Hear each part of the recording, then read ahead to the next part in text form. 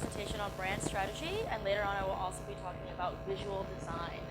So brand strategy and visual design, they apply to all kinds of businesses, not just technology businesses.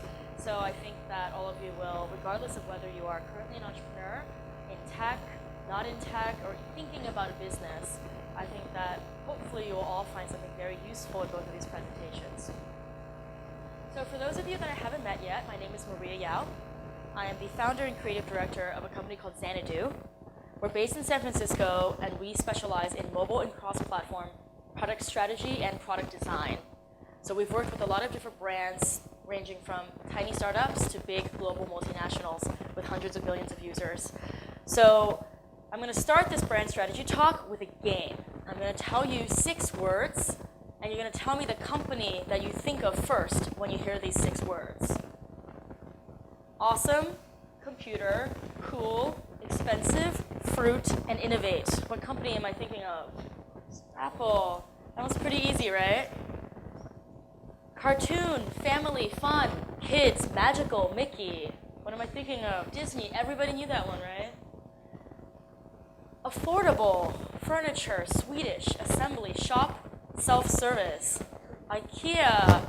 I had to look up whether there was IKEA in Malaysia before I included this one. I wanted to make sure that you guys would get it. Amazing, books, easy, everything online shopping. Amazon, pretty easy too, right? Fast, electric, future, luxury, engineering, auto.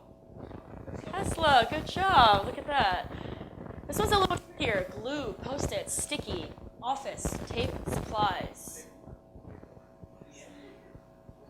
3M. So look at this ad campaign. It's Apple Think Different with Jim Henson, Albert Einstein, the Dalai Lama, Salvador Dali, Amelia Earhart, Martin Luther King. Apple sells computers, but do you see computers in any of these ads? No. By contrast, this is a Microsoft ad from the same time. And look at what it says. It says, oh, look at this computer. It has 256 kilobytes of RAM. With this computer, you can make your Lotus 123 run faster, your Microsoft Word run faster. Do you see the difference between the 2 ad campaigns? Microsoft and Apple both sell computers. In this ad, Microsoft is selling a computer, but in these ads, Apple is selling a dream. So when you buy the Microsoft PC Junior Booster with mouse, you can do things like make your Microsoft Word run faster. You can do things, with your 256 kilobytes of RAM. But with Apple, you can change the world. And that's Apple's story that they're telling with their Think Different campaign.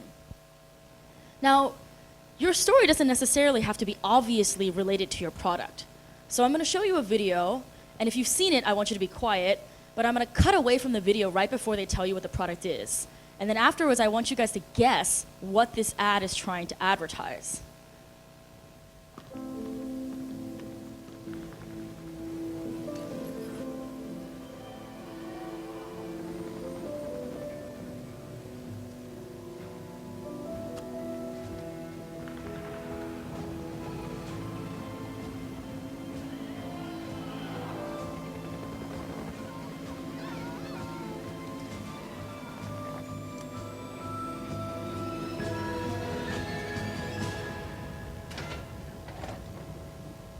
Okay.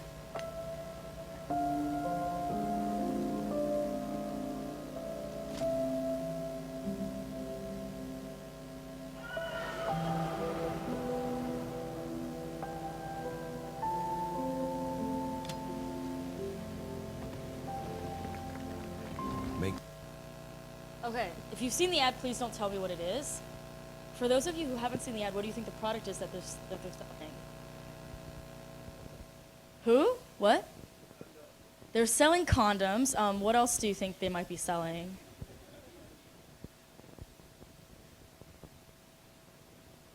Nobody has any ideas what this ad is selling. What? Hallmark cards. Okay, that's a good guess. Anyone have any other guesses? What? What? Perfume. Okay, that's why. Why do you think they're selling perfume? You don't know. So has anybody seen this ad? No one has seen this ad. This was one of the most successful Super Bowl ads in the last Super Bowl. And the guy who said perfume, you're pretty close. It's actually selling men's deodorant, men's body spray. So it's from Axe, and it's the Axe Peace line, and their tagline is "Make love, not war." So what is the story that they're telling? So what do you normally think of when I don't know what the men's deodorant ads look like in Malaysia, but what do they usually look like, right? They usually, they're all about like, oh, you can be a man. This is, for example, another very successful advertising campaign was from Old Spice. And look at this, it's like, when you wear Old Spice, you can be like a man, bare-chested on a water-drenched motorcycle. That's what they say. Have any of you seen the Old Spice commercials? You have, right? They're really manly. Ladies, look at your man. Now back to me. Now back at your man. Now back to me. Sadly, he isn't me. But if he stopped using lady-scented body wash and switched to Old Spice, he could smell like he's me. Look down. Back up. Where are you? You're on a boat with the man your man could smell it. What's in your hand? Back at me. I have it. It's an oyster with 2 tickets to that thing you love. Look again. The tickets are now diamond. Anything is possible when your man smells like Old Spice and not a lady. I'm on a horse. Yeah, so a lot of men's deodorant ads, basically, they're all about like, look, you can be really manly, you can be like this guy with a 6-pack, you could be on a horse. And so it's always telling you, be a man.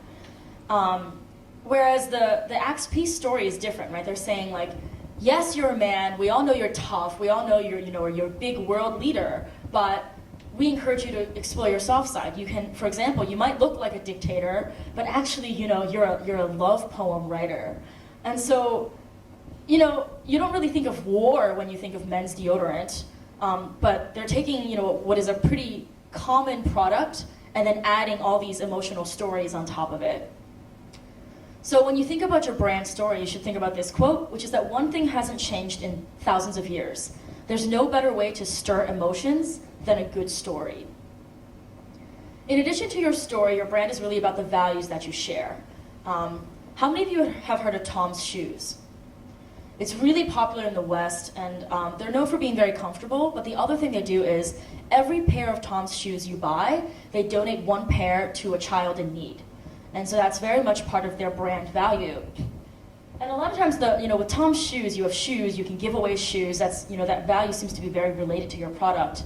But sometimes, like we saw with Apple, the product that you're selling is not necessarily, the value that you project. For example, in this next ad campaign, can we turn up the volume a little bit?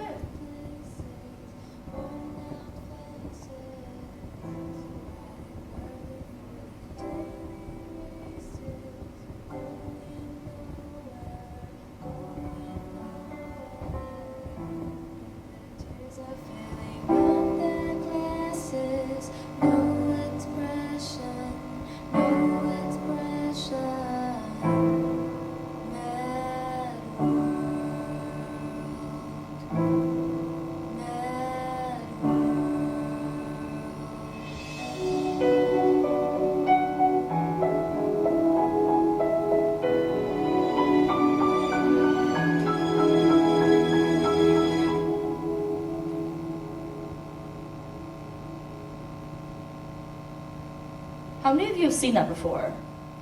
No one. Okay, well this particular ad went viral on the internet. And I really want to contrast this ad that you just saw with what Pantene usually uses to advertise. So if you look at this ad, why is it that this ad would never go viral? What this ad is selling is that if you use Pantene, you get more fullness and 2 times more shiny. Okay? So this ad sells shiny hair. The other ad sells women's empowerment and women's equality. Is it a surprise that one ad goes viral and the other one doesn't?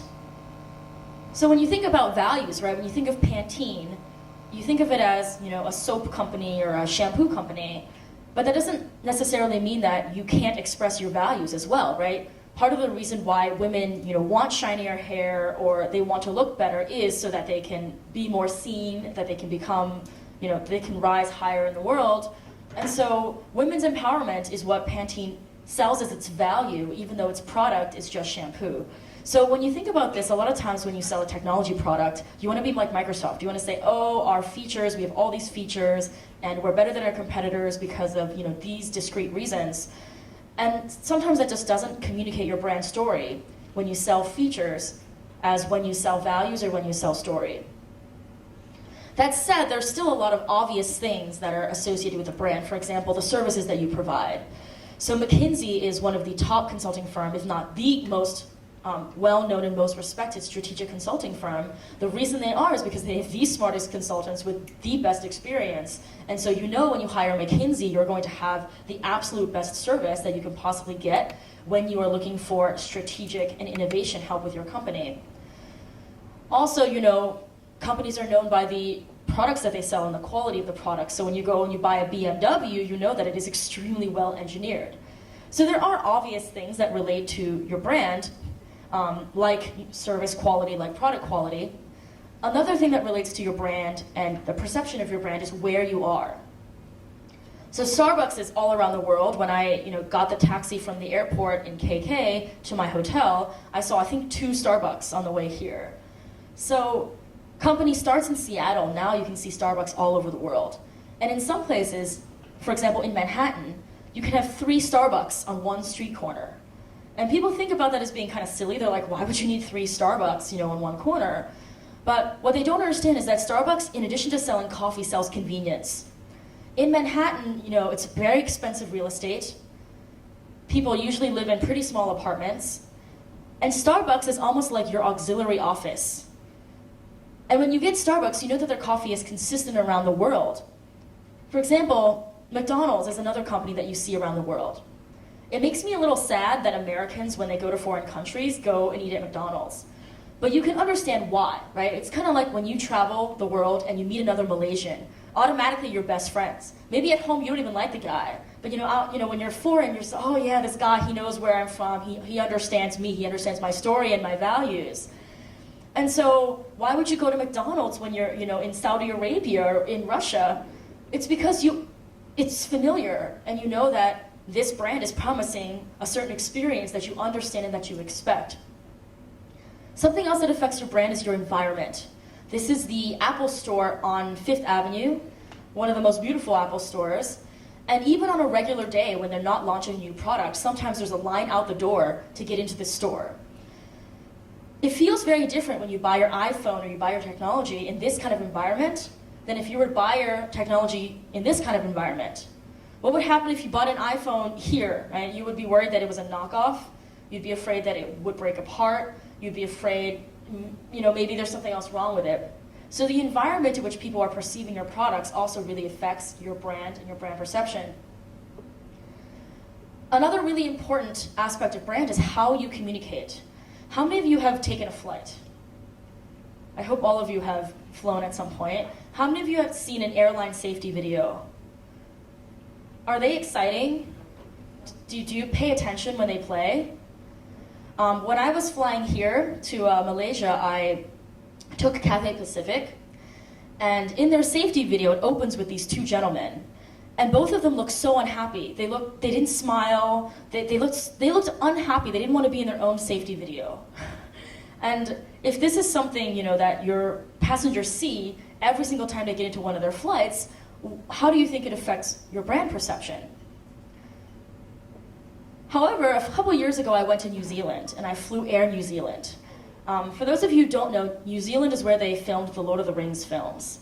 And I was very pleasantly surprised to see their safety video, so I want to share it with you now.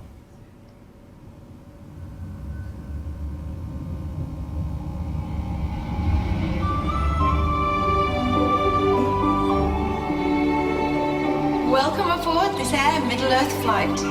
Before we set out on our journey, I would like to impart a story of safety. Even if you fly with us often, be sure to keep a sharp eye on the briefing. Make sure your belongings are hidden away in the compartments above or under the seat before you.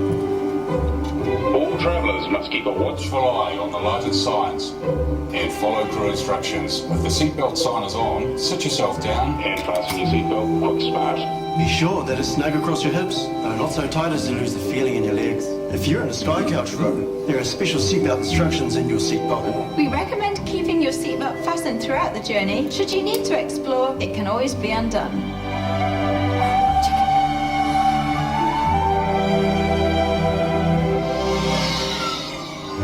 If an oxygen mask should fall before you, simply pull down on the mask, place over your nose and mouth, and tighten by pulling the elastics on both sides. Oxygen will flow through the mask automatically. If there are young ones around you, be sure to put your mask on before helping them. Keep a sharp eye, as there may be others who need your help.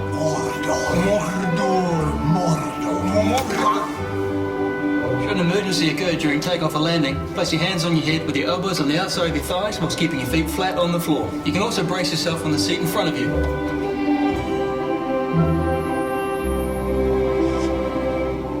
My precious. In business premier, sit upright, put your hands on your knees with your knees together against the wall and your feet on the edge of the ottoman. If you're seated in economy and premium economy, you'll find your life jacket under your seat. You get the idea. Hold on. Stop that. You get the idea, right? Do you guys want to fly Air New Zealand more now than you did before? It's because they're fun, right? And you feel like, oh, I want to go to New Zealand. I want to see the Lord of the Rings. And they're really capitalizing on that feeling you have about New Zealand and then using it as part of their brand communication. So in addition to how you communicate, there's also when you communicate. So in the US, there's a really popular grocery chain called Trader Joe's, and it's known to be really funky and fun. And a lot of how they communicate their brand is through their packaging, right? So this is a box of tissues, and they put communication on the tissue box unexpectedly, like, I'm there when you're sad, and I'm there when you run out of toilet paper. And usually when you see tissue boxes, there's no branding, right? It's just a kind of a bland-looking box. And so they're really taking advantage of when they communicate and where they communicate in addition to how they communicate to transmit their brand value and their brand perception. Another thing that obviously impacts brand is social recognition, right? What brand is this? Oh, yeah, Louis Vuitton, right? So a lot of people can't even say Louis Vuitton, which is why in Asia a lot of people say LV. But it doesn't really matter because as soon as you see this, you know, oh, this person spent a couple $100s or maybe a couple $1,000s on a purse. And so when you buy Louis Vuitton, are you buying the bag or are you buying social recognition? I personally think a lot of their products are not the best designed, but because they transmit a lot of social recognition, people buy them. For example, what would you rather drive to work? A Honda Civic or a Ferrari? Part of the reason why you want to drive a Ferrari is because of that social recognition. You get increased social status as a function of using this brand's product. Your design choices also affect your brand. So this is a photograph of the business class for a Virgin Airlines flight. Now, I don't know about you, but I can't tell whether I'm walking into a club or walking onto an airplane. What's nice about Virgin, though, is that they're very consistent. And consistency also changes your brand perception. So regardless of whether you're in business class or you're in economy, you still kind of get a little bit of that rock star feel, right? You feel like you're boarding a plane that other rock stars are going to be on. What do you guys think Virgin's safety video looks like? Have any of you flown Virgin? No, no one here has flown Virgin. You have. All right, don't say anything. I'm going to show you.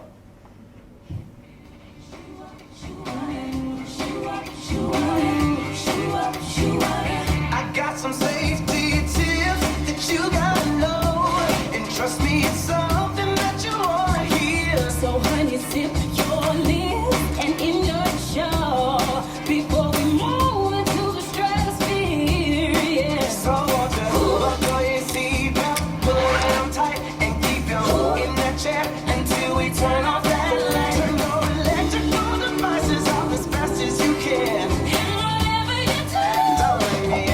Again. So tonight, get ready to fly, 'cause we're gonna live it on up in the sky.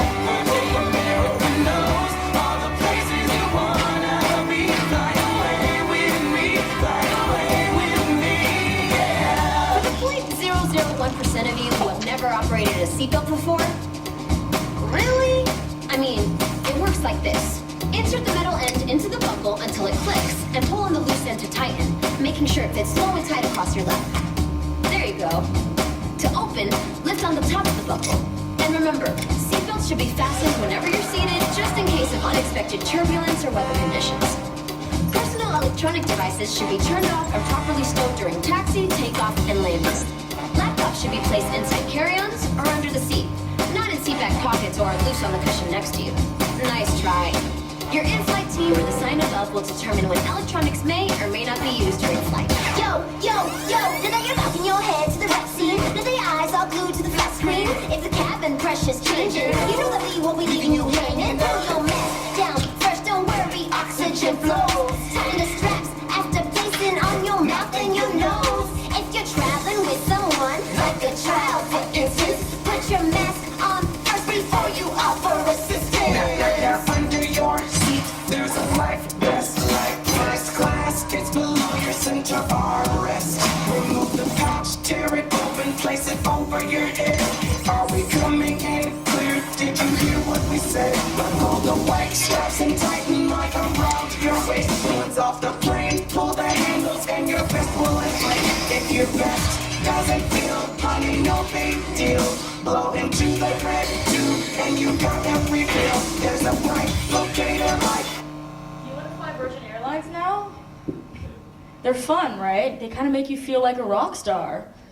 So this is a quote from Richard Branson, who's the founder of Virgin. And if you don't know, Virgin actually is in a lot of businesses. They started with music stores. They were a record label. They're now in so many other businesses. So Richard Branson says, "We're the only one of the top 20 brands that has diversified into a range of business activities, including airlines, trains, vacations, mobile phones, media, the internet, financial services, and healthcare.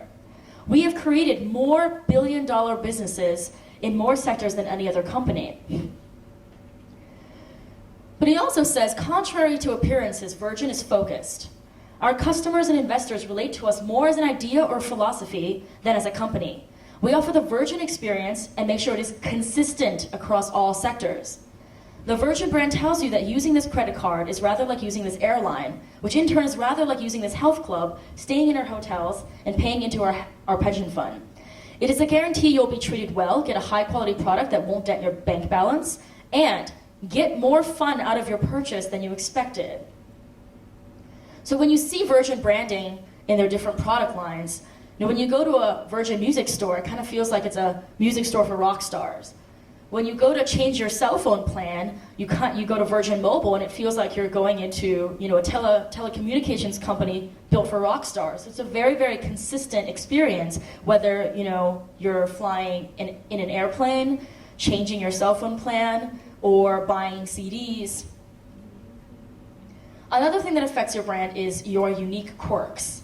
So you probably haven't heard of this company, but it's called Lyft, and they are a competitor to Uber and other taxi and ride-sharing services. And they're famous for putting pink mustaches on top of all of their cars. One that's useful because when you're waiting on the street and you see a car coming with a pink mustache, you know that's your Lyft. The other thing it does, though, is it gives the brand a lot more personality. Lyft's motto is, quote-unquote, your friend with a car. So when you use Lyft, when you call a Lyft, it should feel like your friend is coming to pick you up and give you a ride. That's the difference between Lyft and Uber. So when you look at Uber branding, what does it look like? It's very luxury, very black car, very business oriented, and it's reflected in their apps as well. Monochromatic color scheme, very business minded. But this is a Lyft that you can get in San Francisco. Lyft drivers are encouraged to decorate and upgrade their cars. So you can call this guy and have an LED clubbing experience when you're getting from point A to point B. And it shows also in their app. Look, it says, it's Jody in her red car. She's gonna come pick you up. It's bright, it's friendly, it's very consistent branding across the Lyft experience, and it's very different than the Uber story. When you operate a service business like Lyft, your community becomes very important, because if Lyft had kind of angry or unhappy drivers, or drivers who didn't speak English, like a lot of taxi drivers, then they can't really make you feel like you have a friend with a car, right? And so Lyft spends a lot of time investing in not just their user community, but also their driver community. They reject more drivers than any other company, and they spend a lot of time interviewing and selecting drivers because they know that the drivers are very related to the brand experience. And part of the way that Lyft helps keep up their community is they have a lot of community events focused on just making drivers happy, connecting drivers, having block parties for drivers. Customer service is also a huge part of brand. How many of you guys have had a customer service call? Everybody, right?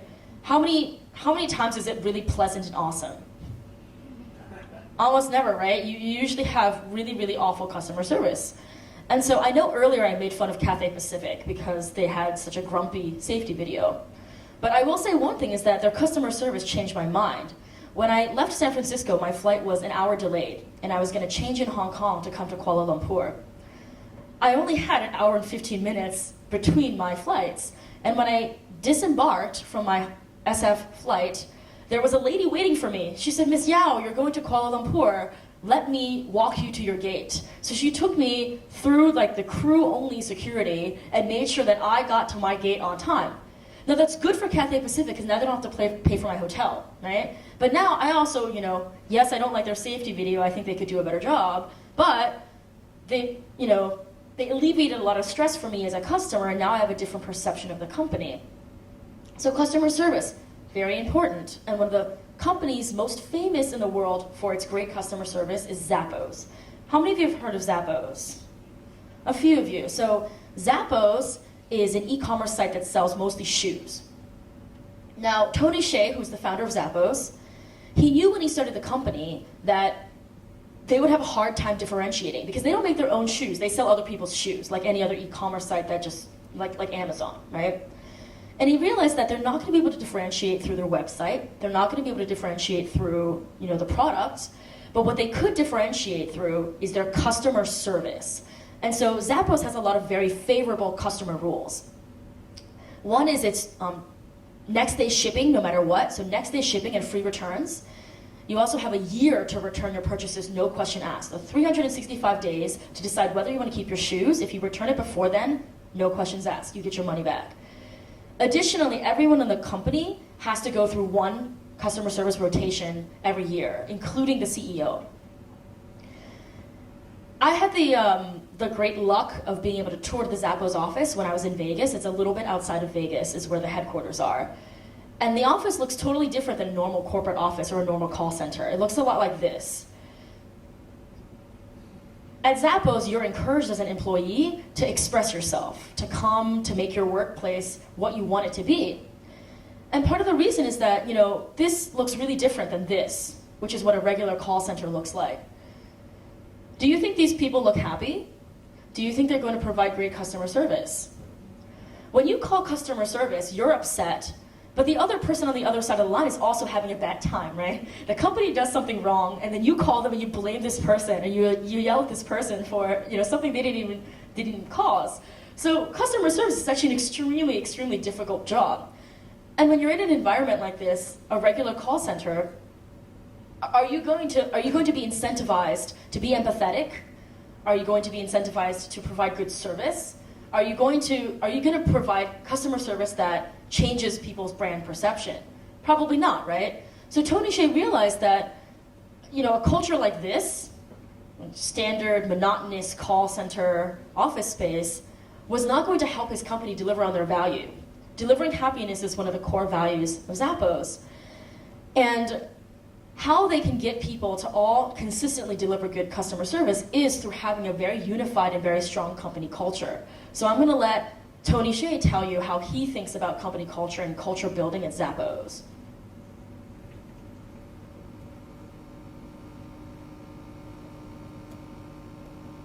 It is hot. It is hot here right now. Hey, what's going on? It's Chris from Wistia. Today we're going to be hanging out with Zappos to learn about how they've built an epic company culture that is the core driver of their business and how they've built this strong culture from the ground up. Some companies talk about work-life separation or work-life balance. And for us, our approach is really to focus on work-life integration. Because at the end of the day, it's just life. The Zappos culture is unlike anything else I've ever seen. We joke that it's happier than Disney. It's like a family. It's like this big family. And we're happy to see each other. We come to work. We enjoy it. And we have fun here. Company culture is our main business strategy. It's the number one priority of the company. I think that we've always felt that competitors could copy our selection, they can copy our shipping, but one thing that could never be copied was our company culture. From the very beginning, Fred and I interviewed every single person, but our criteria was really, would we want to go grab a drink with this person, even if we weren't in business together? And if the answer was no, then we just wouldn't hire that person. But that's kind of the idea behind the way that we hire here, is it's more important that we're getting the right people, the people that are going to fit into our culture, that are going to appreciate our culture, help grow our culture. Performance reviews include whether you're living or inspiring the core values in others, but what we found is it's much, much easier just to spend the extra effort on the front end. And sometimes that means it'll take twice as long to fill a position, but if you get the culture right, then most of the other stuff like delivering great customer service or building a long-term enduring brand or business will just be a natural byproduct of that.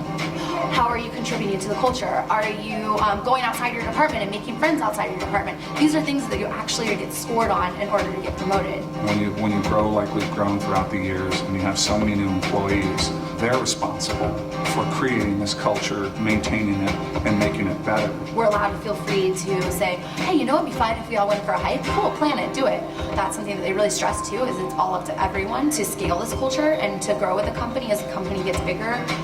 You know, Tony and these guys figured out a long time ago that you actually can get your work done, be focused, but you can also, you know, be happy and have fun while you're doing that. I don't know, we're just happy to be here because we enjoy what we do. We enjoy each other too.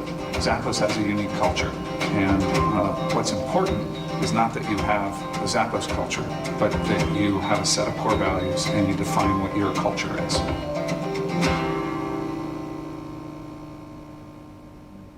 All right, most people don't grow up thinking, oh, when I grow up, I want to work in a call center. It's generally not what people think of as an exciting place to work. And so Zappos put a lot of effort into making sure that their core values would support not just, you know, a great company culture where people would want to work, but also have that company culture support the customer experience.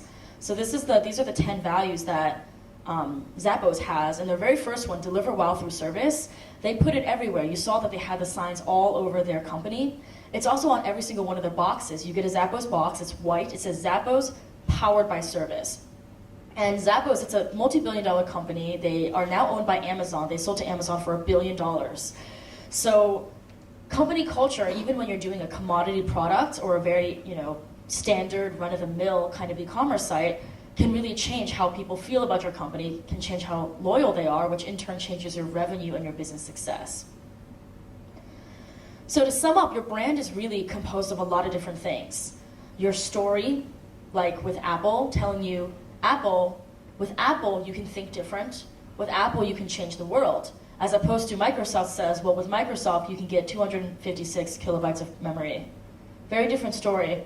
Your values, are you selling shiny hair or are you selling women's empowerment? Services, product quality, where you are, your environment, those are all obvious things that affect your brand. But also your style of communication. Are you going to be boring and not fun and, you know, not engage the customer, or can you be like Air New Zealand or Virgin and take something that's really boring and make it just way more fun? There's nothing that stops you from doing that. And also your design choices, how consistently you propagate your design choices. Virgin makes you feel like a rock star whether you fly their airline, buy their mobile phones, or you submit to their pension fund. Something that, you know, you don't really feel like is a rock star activity. And also your customer service, your community, and your company culture. Ultimately, your company culture is going to drive and underlie all of these other brand expressions that your company makes. So as we talked about, branding can be very valuable. Brand can be an asset. So when people evaluate brand, they usually look at three things. First is obviously your economic profit, right? Apple is the biggest brand in the world. They're also one of the most valuable companies in the world, if not the most valuable company in the world. Another one is demand analysis, which is where you look at how much the brand plays into a purchasing decision. And then the third is competitive analysis, which is given every other company in your industry, how well does your brand stack up?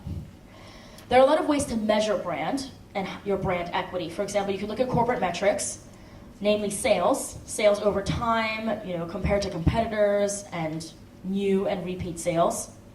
You can look at customer metrics. For example, feedback and recall. Earlier we played a game where I gave you 6 words, and for every single one of them, you had no problem naming the top company that were associated with those words. Another one is market share metrics. What is your loyalty? And finally, there's a lot of other stuff. For example, what is your cultural influence? What is your impact? What is your visibility? What kind of awards have you won? So there are a lot of ways to measure brand equity.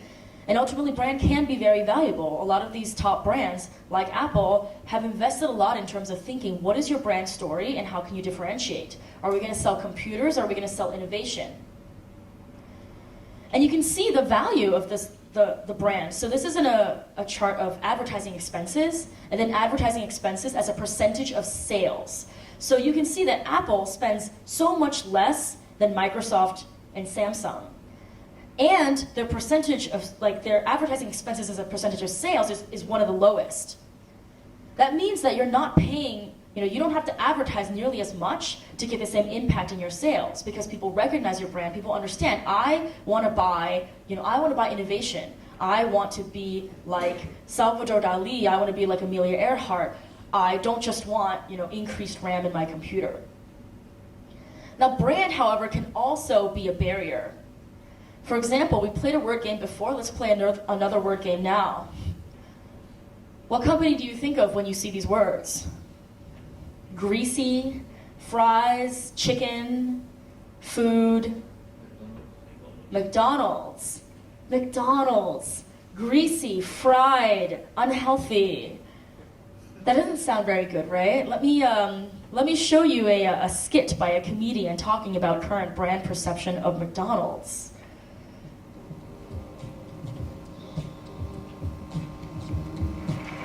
I reference McDonald's a lot because I go to McDonald's. I love the silence that follows that statement. Like I just admitted to support dog fighting or something. How could you? McDonald's? It's fun telling people you go to McDonald's. They always give you that look like, oh, I didn't know I was better than you. No one admits to going to McDonald's. They sell 6 billion hamburgers a day. There's only 300 million people in this country. It's like, I'm not a calculus teacher, but I think everyone's lying. You ever been at McDonald's and you see a friend for a second, you're like, oh crap. Eventually you're like, hey, what's going on? They're just like, I'm just here for the 99-cent ATM. What are you doing here, Jim? I'm just meeting a hooker. Certainly not eating here, that's for sure. Yeah, he should be here by now. Anyway, you get the idea. He literally implied that eating at McDonald's is worse than hiring a prostitute. That's not great. And, a lot of McDonald's perception has been correlated with people's increasing concern about being healthy. So this is, I believe, a 2004 documentary that came out where the filmmaker, basically he did an experiment where he ate McDonald's every single day for every meal for 30 days. What do you think happened? At the end of 30 days, he had liver dysfunction, he gained 24 pounds, his cholesterol level shot to over 230. It took him 14 months of medical attention and a pure vegan diet to recover back to his health levels before he ran this experiment. So this was not helpful, obviously, for McDonald's brand. And, when people are saying, oh, hey, your food makes me so unhealthy that, I'm going to gain 24 pounds and have a liver malfunction after a month, or, wow, I'd rather hire a prostitute than eat at your restaurant, guess what happens? Your brand ends up suffering, your sales end up suffering, and even though McDonald's has tried very hard to rebrand, a lot of times people still associate it with greasy, unhealthy, fried, nasty food. Another example of brand not being an asset instead being a barrier is when you evaluate Apple versus Microsoft. So we looked at their advertisements before, right? We looked at how Apple tells you to think different. Microsoft says, buy this computer to make Microsoft Word go faster. And it really impacts the way people perceive new products. How many of you guys remember the Zune? Have you heard of the Zune? Do you remember the Zune? The Zune was Microsoft's answer to the iPod. Apple comes out with the iPod, Microsoft says, you know what, screw it, Zune, we're all about Zune, it's so much cooler than the iPod. No, nobody thinks it's cooler than the iPod. Zune reinforces Microsoft's dorky image. It says, if you can't read it, it says, either the micro guys are clueless dorks, the Zune is as expensive as the iPod, bulkier, and is neither as easy to work as the iPod nor as cool. Or worse yet, the boys up north are malicious bullies. According to at least one review, the music system only works with the Microsoft Explorer browser, not Firefox, which many others and I prefer. Not great, right? No wonder Microsoft spends so much more money on advertising, yet their sales is not very efficient because they have to compensate a quote-unquote dorky image. And you see here, advertising expense more than double Apple's, yet Microsoft's share of the consumer market has dropped from 95 when everyone was forced to use Windows, whether they wanted to or not, to now 20% because people now have options. So remember that if you do not consider your brand, if you're not thinking about your story, your values, your culture, your communication, it can end up backfiring for you. People might think that you're dorky. People would rather hire prostitutes than use your brand. This is not great. So today we're going to talk about how you can start thinking about your own brand strategy. And the framework that I want to use, and that afterwards we're going to do an exercise and have all of you go through it, is this framework. Now, when people think about brand, a lot of times they focus on the ID of the brand, meaning the logo, the marketing copy, the tagline. Those are all external facing aspects of a brand. But as you can see, when you think about brand, as we talked about earlier with company culture and Zappos, what actually helps your brand, what determines your brand is all the internal stuff. Your target audience, your brand positioning, brand promise, and theme line. So I want to talk about the stuff that drives your brand, not just the external facing aspects that other people see of your brand. I want to start with target audience, because successful branding starts with empathy. If you don't understand your users, if you don't understand your customers, if you don't understand people and the world they live in, how are you going to tell stories that evoke the right emotions? How are you going to build products that meet their needs? Let me tell you a story about not understanding customers. Do you guys know what this is? Segway. Do you own a Segway? No. Do you know anyone who has a Segway? Have you even seen a Segway? Yeah. You've seen a Segway. When the Segway was first announced, people thought it was going to be huge. Steve Jobs said, this is, quote, as big a deal as the PC. John Doerr, who was a very successful venture capitalist and a partner at Kleiner Perkins, he said, quote, more important than the internet. How many people do you know use the internet? Everybody. Yet no one knows anyone who uses a Segway, but you've seen one, right? Probably, you know, at the mall, because mall security cops use Segways. Or maybe when people were giving tours, like really dorky tours, you've seen a Segway. Basically, the people who use Segways are mall security cops, tour guides, and Steve Wozniak. Right? So those are the only three types of people who use Segways. Another example of, you know, a highly anticipated product that didn't do so well, more recent, Google Glass. Now when Google Glass came out, before it came out, they released these very, very effective advertisements, right? It really kind of presented the future. So I want to show you one of them now.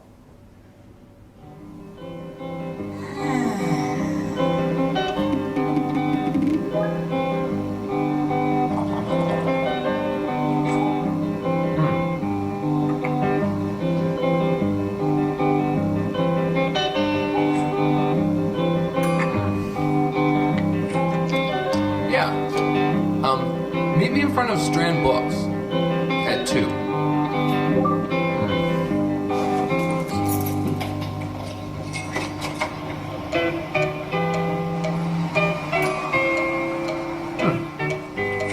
Oh man, really?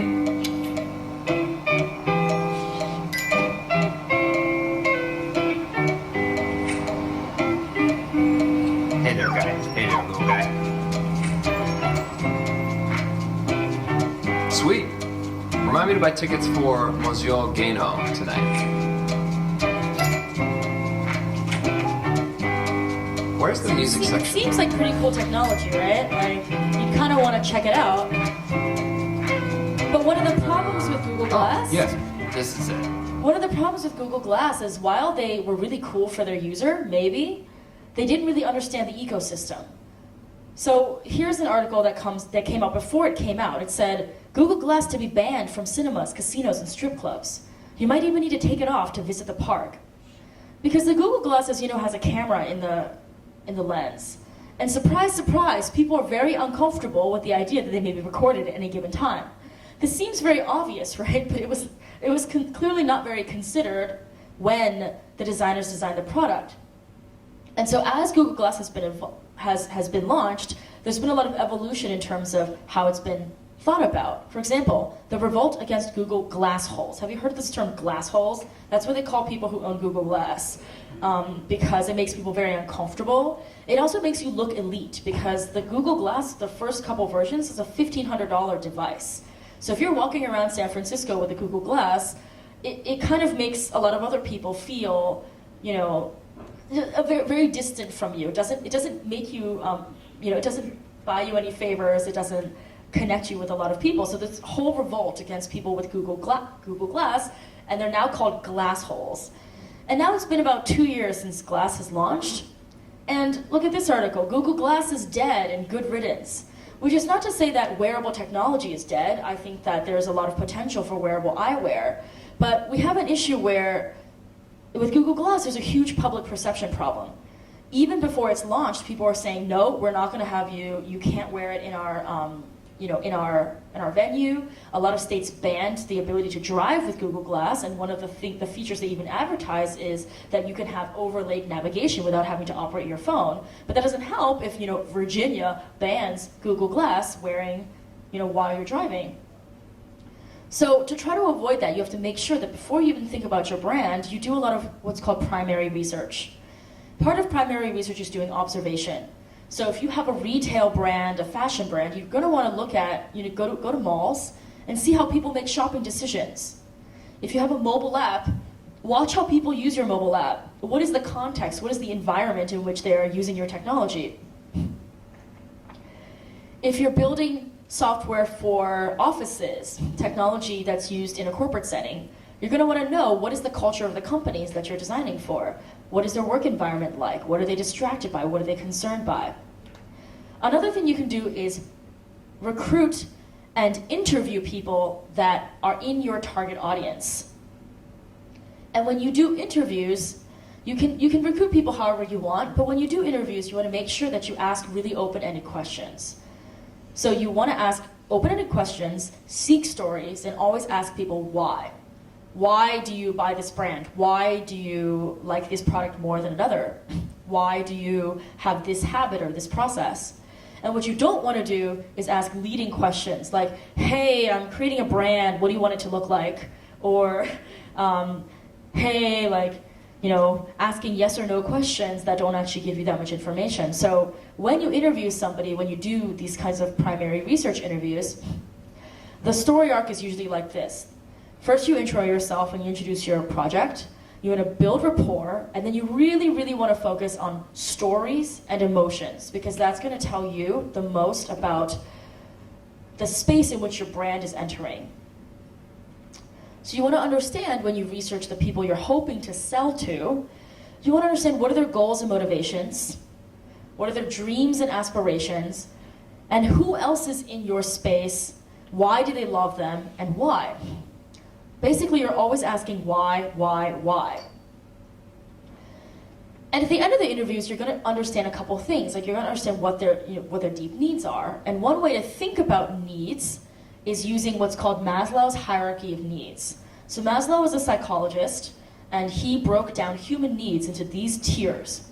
At the bottom is physiological, which is you need to breathe, you need to eat, you need to sleep. The second layer is safety. You need to have a home over your head. You need to feel financially secure. Then is love and belonging. You know, you want to be socially accepted. You want to have a family. You want to have friends. Then is esteem. respect for yourself.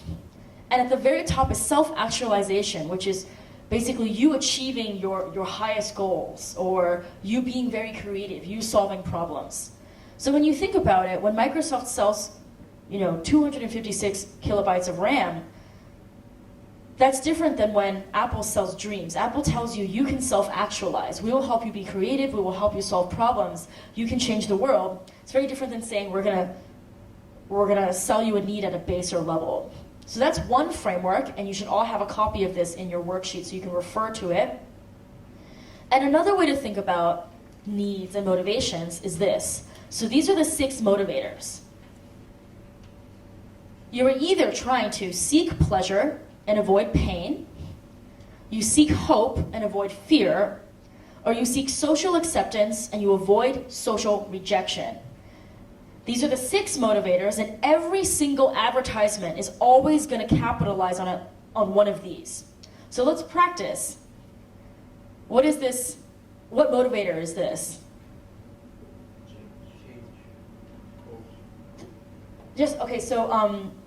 Take a look at the sheet in your worksheets. It's one of these 6. You're either seeking pleasure, avoiding pain, seeking hope, avoiding fear, seeking acceptance, avoiding rejection. So keep that out, and then keep the Maslow's hierarchy of needs out as well. Because we're going to go through a bunch of ads, and I'm going to ask you which one they're targeting. So again, let's do this. Which one is this one's? Which motivator is behind this ad? Hope. I tried to make this one easy for you. What about this one?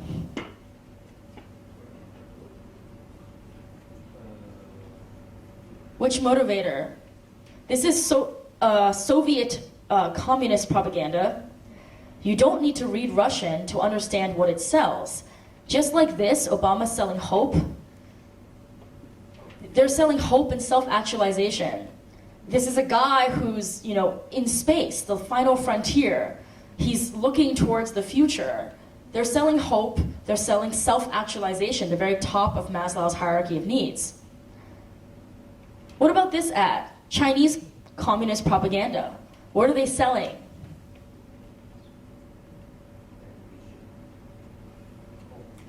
They're selling hope. They're selling self-actualization. Look, this is a factory worker, but he can read and he can write. And look at all these people that he belongs to. They're selling belonging. They're selling self-actualization. They're selling hope. Now, I think communist ads are really funny because they always have someone who is looking to the horizon, looking off to the future. Every single one. So that one's Chinese communist propaganda. Mao is looking to the future. Russian communist propaganda. I think that's Lenin. I'm not sure. Looking to the future. New Zealand. I didn't even know there was a communist party in New Zealand, but they also look to the future. So you can see very consistent branding in communist propaganda that they're always trying to sell hope, right? What is this selling? Pleasure, seeking pleasure. What kind of pleasure? What layer of need is that?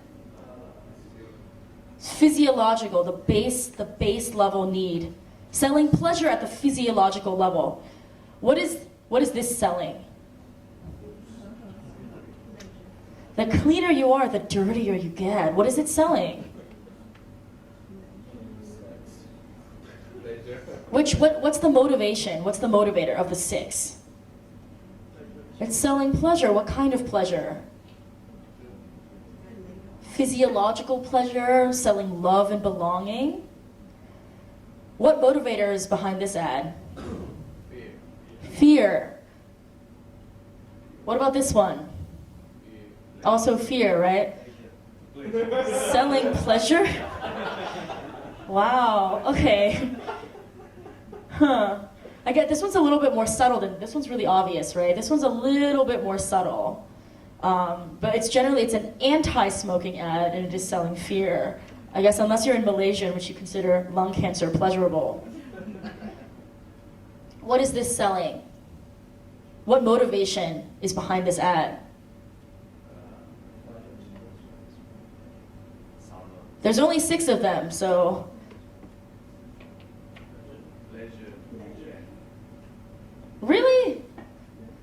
So the 6 are: you're seeking pleasure, avoiding pain, seeking hope and avoiding fear, seeking social acceptance and avoiding social rejection. Which motivator is this selling? You're selling social acceptance. It's telling you that if you wear Lacoste clothes, you can be friends with all these good-looking people. If you drink mariachi branded alcohol, you can party with all these attractive people. I'm going to show you a video and I'm going to ask you what motivator is behind the ad. Hey Dad, who's that man? He's our broker. He helps look after all our money. Do you pay him? Of course. How much? I don't know exactly. What if you're not happy? Does he have to pay you back? Nope. Why not? It doesn't work that way. Why not? Are you asking enough questions about the way your wealth is managed? Wealth management at Charles Schwab. What's the motivator behind that ad? Fear. Avoiding fear. It says, look, at Charles Schwab, you don't have to worry about whether you pay your broker too much or too little, and you don't have to worry about him doing a good job and having to pay him if he sucks. What about this? What is this selling? What motivator is behind this? Which of the 6 motivators? What is it trying to avoid? It's avoiding social rejection. It's telling you, no, don't leave people behind. Reach out and accept people. This is an anti-depression ad.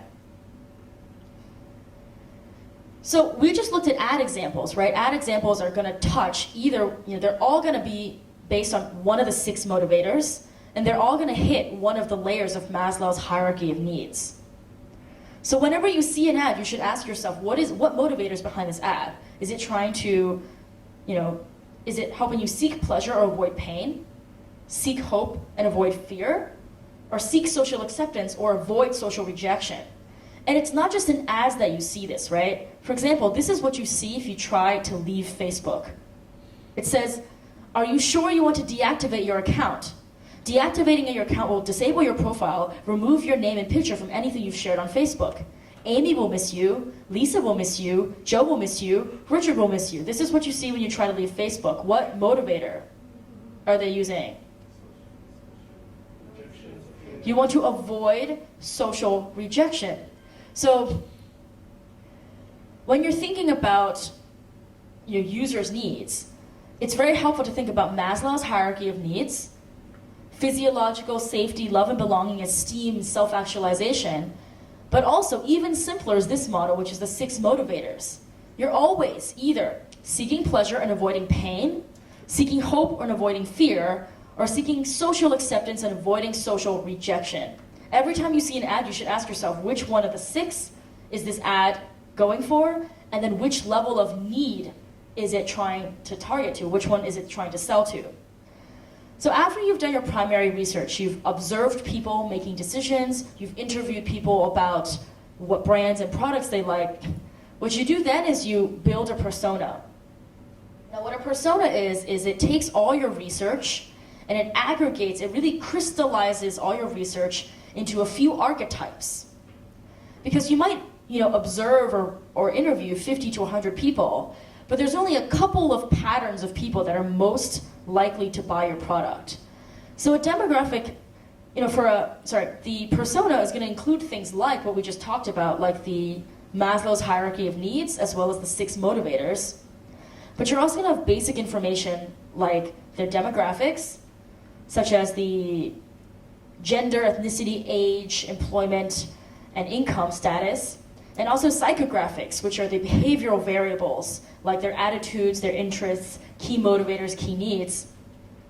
And then when you think about their needs, you can think about practical needs as well as their emotional needs. So with emotional needs, it's almost always going to be one of the 6 motivators. Are they seeking pleasure, avoiding pain, seeking hope, avoiding fear, seeking social acceptance or avoiding social rejection? And then with practical needs, you can think about what level is it in Maslow's hierarchy of needs. And then other things you're going to include in a persona are the brands that they buy and use, the brands that they aspire to, which is different because we all have brands that we use. You may drive a Honda Civic, but you may want to drive a Ferrari. Maybe you buy, at Gap, but you want to own Louis Vuitton. And other details you're going to want to include are media that they consume and where, devices they own, how they use them, where, when, and with whom they shop, and other kinds of hobbies, habits, and rituals. So this is an example of a persona template where you're going to have, the person's name, title, demographic, psychographic profile, brands they buy, brands they aspire to, practical concerns, and emotional concerns. So we're going to go through an example. I'm going to use a company called Fitbit. Who here has heard of Fitbit? A few of you have heard of Fitbit. So Fitbit is one of the well-known companies in the quantified self movement. What they do is they have this fitness tracker, and it's very small, and it clips onto your clothes. And what it does is, as you walk, it passively tracks how many steps you take. And if you make 10,000 steps in one day, that's considered healthy, and you get this, on the right side, this full daisy growing as an indication that you hit your daily goals. So Fitbit is a very lightweight fitness tracker. It makes it easy for you, without too much thinking, to just track how much you're walking and how that correlates with your health. Now the challenge is that there are so many other wearables, fitness trackers, smart watches, smart fitness things in the market. So how do you stand out as a brand? So as we talked about when you saw that pyramid framework for thinking about brand, the first thing you really need to understand is your target audience, because if you don't know who you're selling to, how do you know if you're telling a good story? So we're going to fill out this persona based on primary research on possible Fitbit users. So here's an example of this persona filled out. So we're going to make a persona called Jason. He's basically just the average of the people that we've interviewed. Jason is 42 years old. He's married. He has no kids but 2 dogs. He lives in Seattle, Washington. He's a technical project manager, and he has $150K income. He likes function more than he likes fashion, but he does appreciate well-designed experiences. And on a day-to-day basis, he likes to be well-informed and in control. And he doesn't like to stand out too much, but he does like to think of himself as an innovative thinker. So the brands that he likes and he uses, he buys Oasics, he buys Subaru, he shops at Trader Joe's. He drives a Subaru, he wears Oasics shoes, he shops for groceries at Trader Joe's. And his practical concerns are, does it have all the features that I need? Is it comfortable to wear? Is it easy to set up, and is it a good budget value, right? And his emotional concerns are, well, if I'm gonna buy a fitness product, is it gonna make my workout more fun? Is it gonna make me look uncool? Because I don't wanna look uncool. Can it help me feel more informed, and is it going to motivate me to work out more? So once you have a good understanding of your target audience, their relationship with the brands that they buy and the relationship with the brands that they aspire to, then you can worry about all the stuff in the middle, such as brand positioning, brand promise, and theme line. As a brand, you're competing with so many other brands for attention, not just brands in your category, right? You're competing with all kinds of brands for consumer knowledge, consumer perception, consumer attention. And so it's very important to figure out what your sweet spot is. So between your audience, the competitive landscape, and what you're offering, what is that unique value proposition? And that's what you do with a positioning statement. So after this talk, we're going to go through the exercise of putting you through a positioning statement for your own company or your own product. But basically, a positioning statement succinctly stakes your territory in the market, who your customers are, what your benefit is, and what your differentiation is.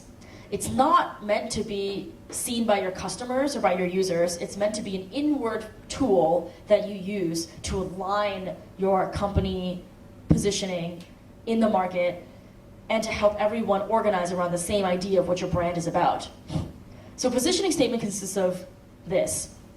You want to write for a specific target audience or end user who wants or needs a specific solution. Our product is, the product category that it is, that provides a particular key benefit, which unlike the competition, has this key differentiation. So let's go through the example for Fitbit.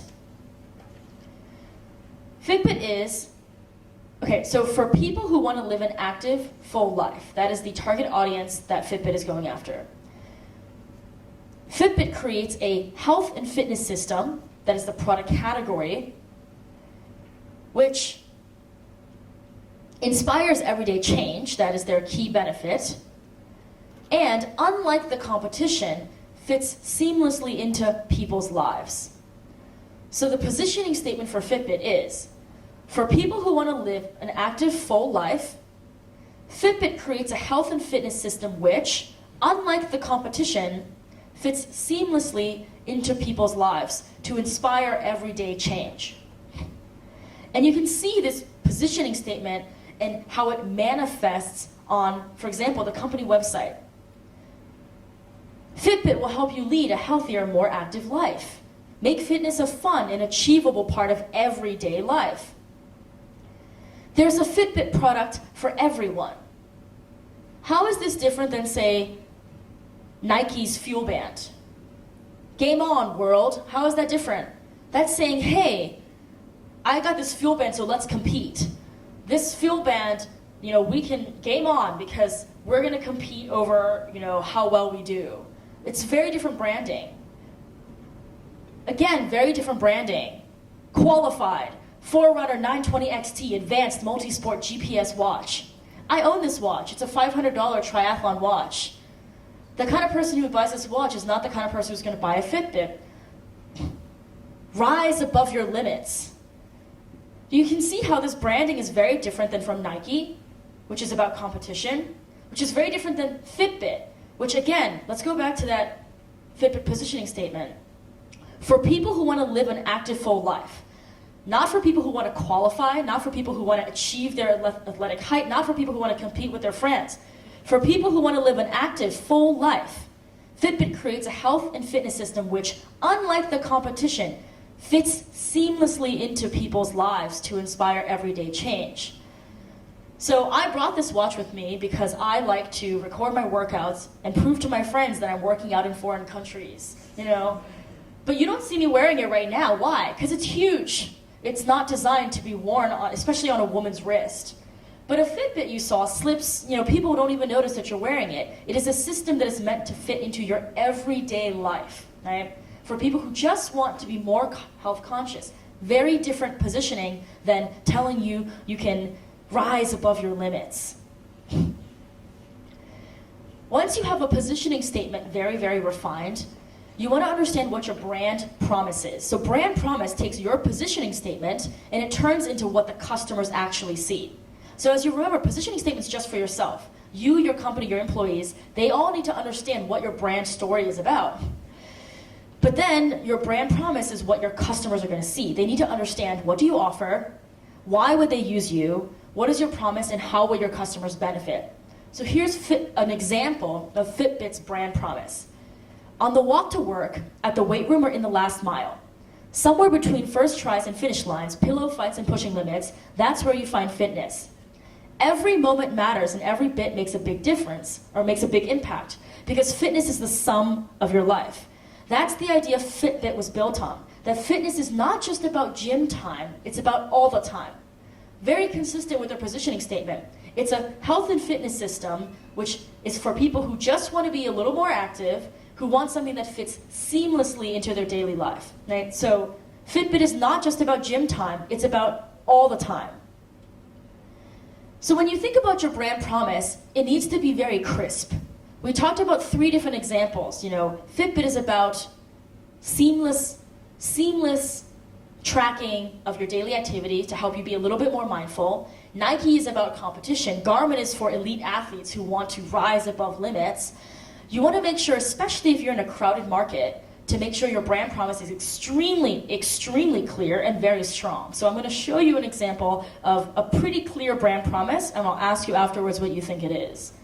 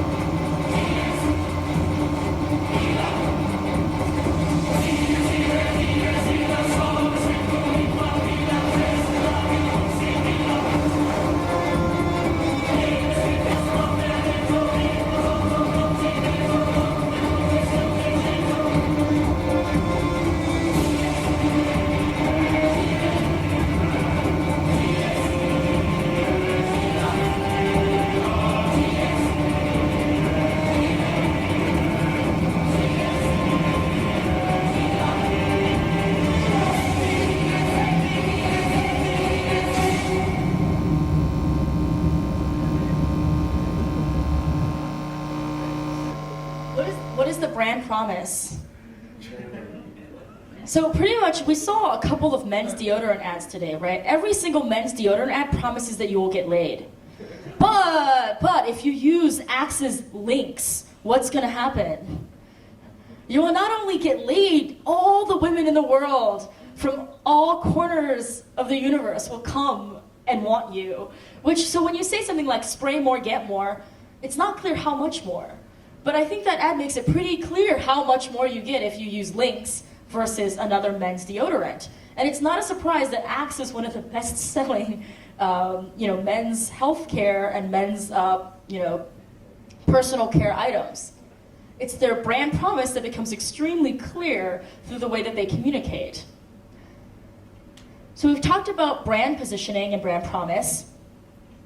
And I want to distinguish, before we go to theme line, I want to talk about the difference between a tagline and a theme line.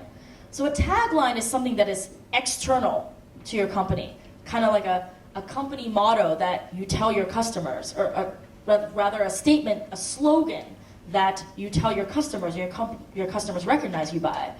But a theme line is more internal. When I think of theme line, I think of just company motto or a culture statement. So again, a theme line is an internal company motto that aligns incentives and enables you to deliver on your brand promise. Whereas a tagline is an external-facing, catchy phrase that expresses your position, your promise, and your benefit in one quick stroke to your audience. So we're going to play another game. I'm going to show you a tagline or a theme line. I'll just show you a sentence, and you're going to tell me if you think it's a theme line or a tagline, and you're going to guess what company it is if you don't already know. Don't be evil. Is that a theme line or a tagline?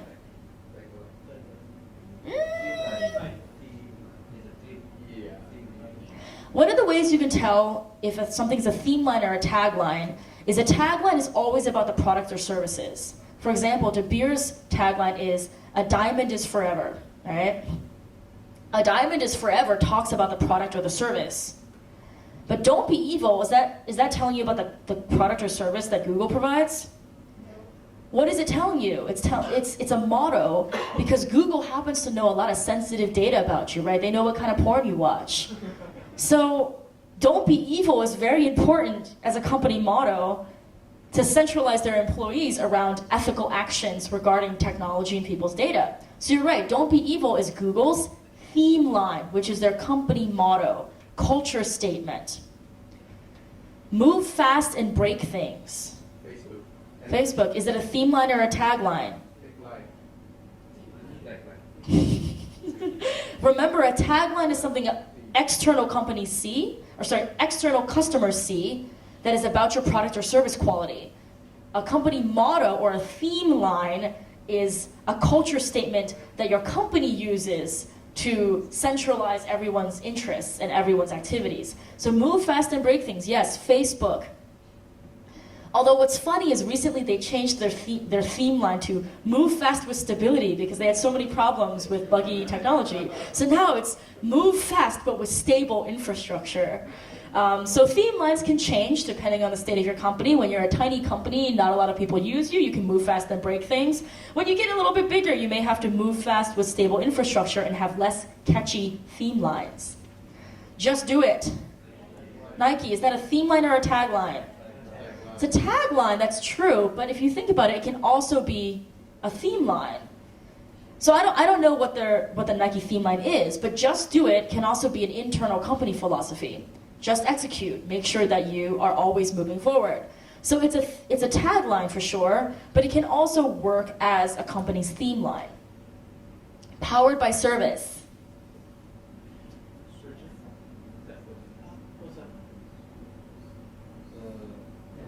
Somebody said it.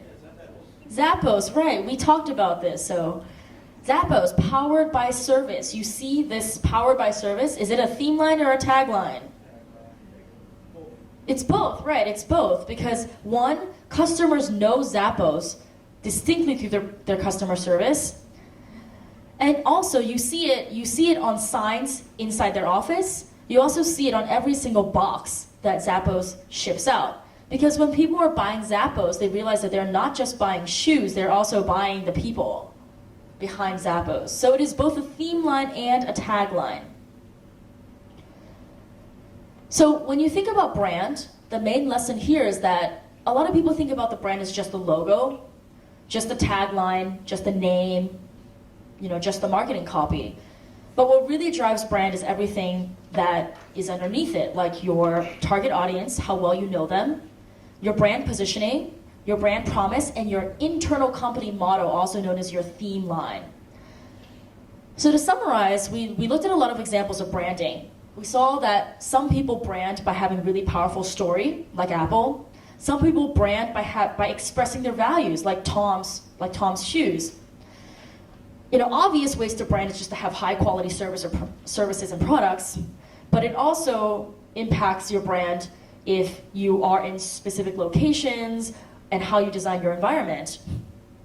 Communication is really important. We saw 3 different safety videos. We saw the boring Cathay Pacific one, the pretty funny and thematic Air New Zealand one, and we saw Virgin's Rockstar video, and it really, you can see a huge difference in how this brand communicates, and it changes how you feel about this brand. Social recognition obviously matters. Most high-end fashion brands, they sell because of social recognition. But there's also things like your design choices, how consistent you are with your design choices, and then finally your customer service, your community, and your company culture. At the end of the day, you can't succeed at all of these things. You're not going to be amazing with communication, product, service, value, story, environment. You're not going to be amazing at everything. But generally speaking, you're going to have to pick a couple where you really, really, really stand out. You have to kind of be like Fitbit, where even though there are so many wearables, it's really obvious the difference between Fitbit and Nike and Garmin and some of these other players in the wearable market. So that's it for brand strategy today. And now we're going to do a quick exercise. So in all your worksheets, you have, I believe you have a persona, an open persona template. You also have a positioning statement. So those 2 particular worksheets, let's work together to fill out. And you also have other helpful sheets like the 6 motivators and Maslow's hierarchy of needs to help you figure this out. So we're basically going to go through this framework for each of your products and companies. All right, so this morning we talked about, or earlier this afternoon we talked about brand strategy. And now I'm going to give a quick talk about visual design. So for those of you who were not here for the morning session, my name is Mariya Yao, and I'm the founder and creative director of a company called Xanadu. We specialize in mobile and cross-platform product strategy and design. And so we've done a lot of different kinds of visual design, different kind of styles, ranging for kind of more like editorial corporate look to like data, infographics, and also just more like consumer and more innovative UI design and visual design. So today I just want to tell you some of the basic principles of design, so that you're not going to become a great designer knowing these principles, but you're going to start to be able to talk more intelligently about why something is well designed or badly designed. So deep design is as simple as 1, 2, 3. First, you learn the principles of good visual design, then you recognize when you fail to use them, and then you apply the principles. Now, is this slide well designed? Huh? Comic Sans, right? It's not. Why else is it not well designed? It's hard. Why is it hard to read? There's no spacing between the lines. What else is bad about this design? You don't know which one is important. What else is wrong with this design? Centered alignment. It's centered alignment. Why is centered alignment bad? It just doesn't look good. It just doesn't look good. Do you know why it doesn't look good? No. So today we're going to learn why this is not good design, so you can be articulate about why something doesn't look good. So same slide, but differently designed. Decent design is as simple as learn the principles of good visual design. They're easier than you think. Recognize when you fail to use them. Be able to pinpoint the problem with words and apply the principles. You'll be pleased with the results and yourself. Why is this a better design? Why is it easier to read?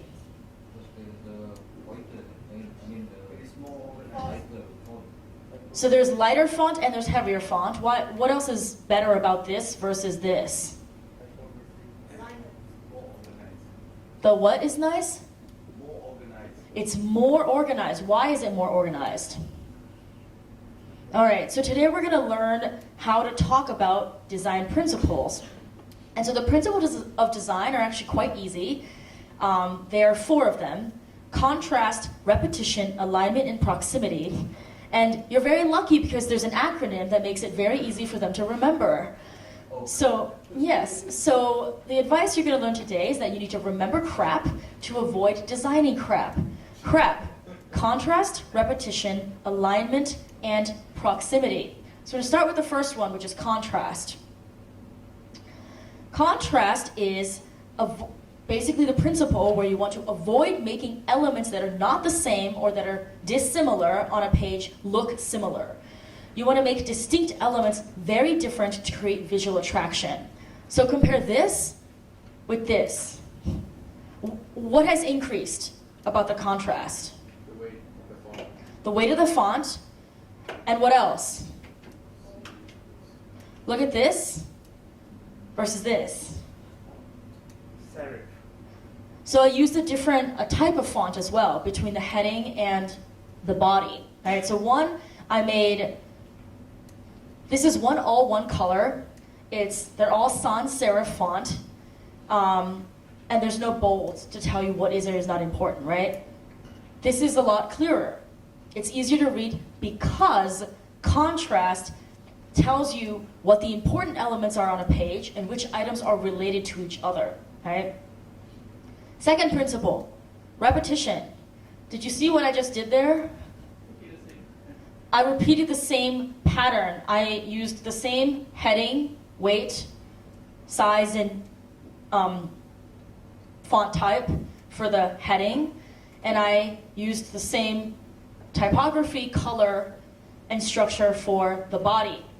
So when you see these 2 slides, you might think maybe contrast is somehow related to repetition. And they are, because they are 2 of the 4 primary visual design principles. The third one is alignment. Is this easy to read? Nothing should be placed on the page arbitrarily. Every element should have some visual connection with another element on the page because it creates a clean, sophisticated, and fresh look. Does this look clean, sophisticated, and fresh? No. Does this look clean, sophisticated, and fresh? Yes. Why? Because everything on this page is aligned against that left line. There's a visual line that your eye tracks from the very top of the header down through the body that makes this look clean, and it makes it a lot easier to read than this. So even if that line isn't physically there, your eye is able to connect the elements on the page, and that helps you realize that this body text is related to this heading. Fourth principle, proximity. Items related to each other should be grouped close together. When several items are in close proximity, they become one unit rather than several separate units. This helps you organize information, reduce clutter, and give clear structure. So I want you guys to squint your eyes and look at the page. You should be able to see three big buckets of items, right? But now squint your eyes and look at this. It's not nearly as clear, right?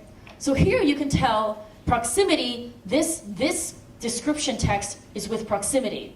This description text is with alignment. And that description text is with repetition. Those three are three distinct items, right? It's not clear here if I end up mixing and putting the elements on the page too close to each other.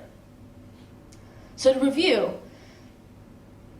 the principles of design are contrast, where you make dissimilar elements very different.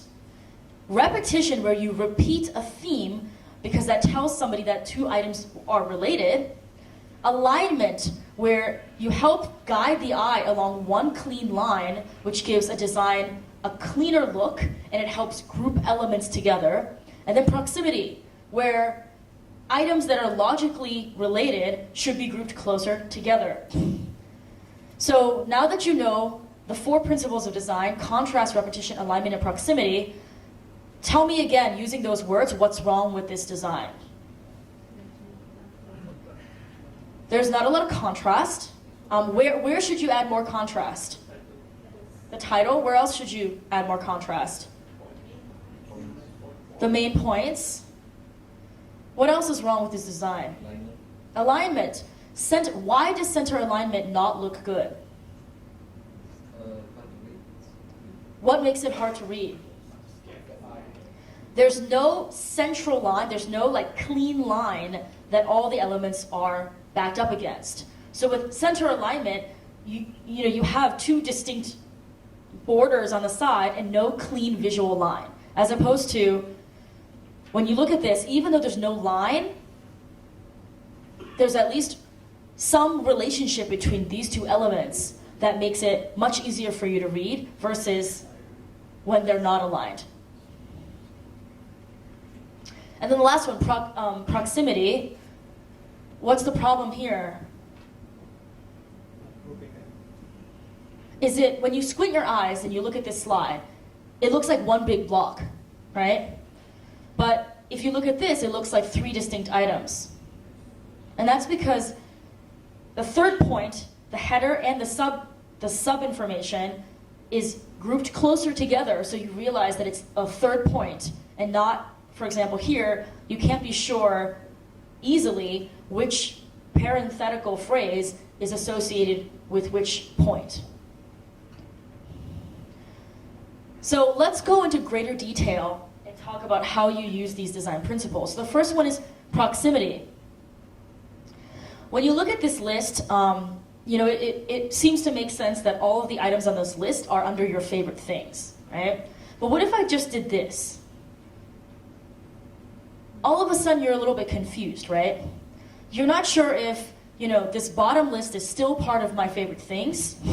You're not sure if maybe it's a subset. For example, do you want cream-colored ponies inside of a brown paper package? It's not clear if you want a brown paper package with cream-colored ponies, crisp apple strudels, doorbells, and sleigh bells. It becomes confusing. Just a little bit of change in the proximity changes how you interpret this list. So same thing happens when you're making a list of any big things, right? So when you look at this list, it's the one on the left is so much harder to understand than the one on the right.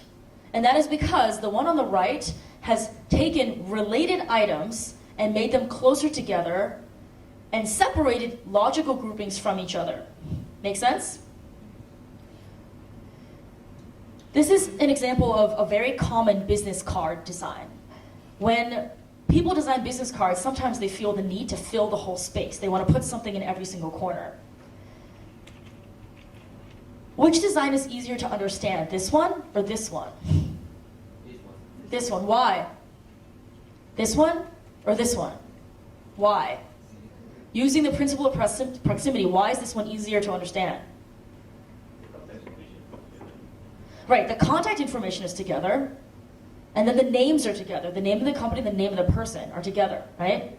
Whereas here, it's like, okay, the name is in the middle, but I don't see a logical connection between the other four elements. So tell me, what can you do to improve this? This is a concert schedule. Using the principle of proximity, what would you do?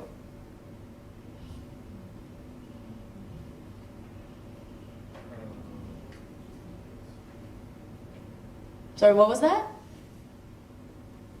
I know some of you have some ideas. Using the principle of proximity, how would you make this clearer?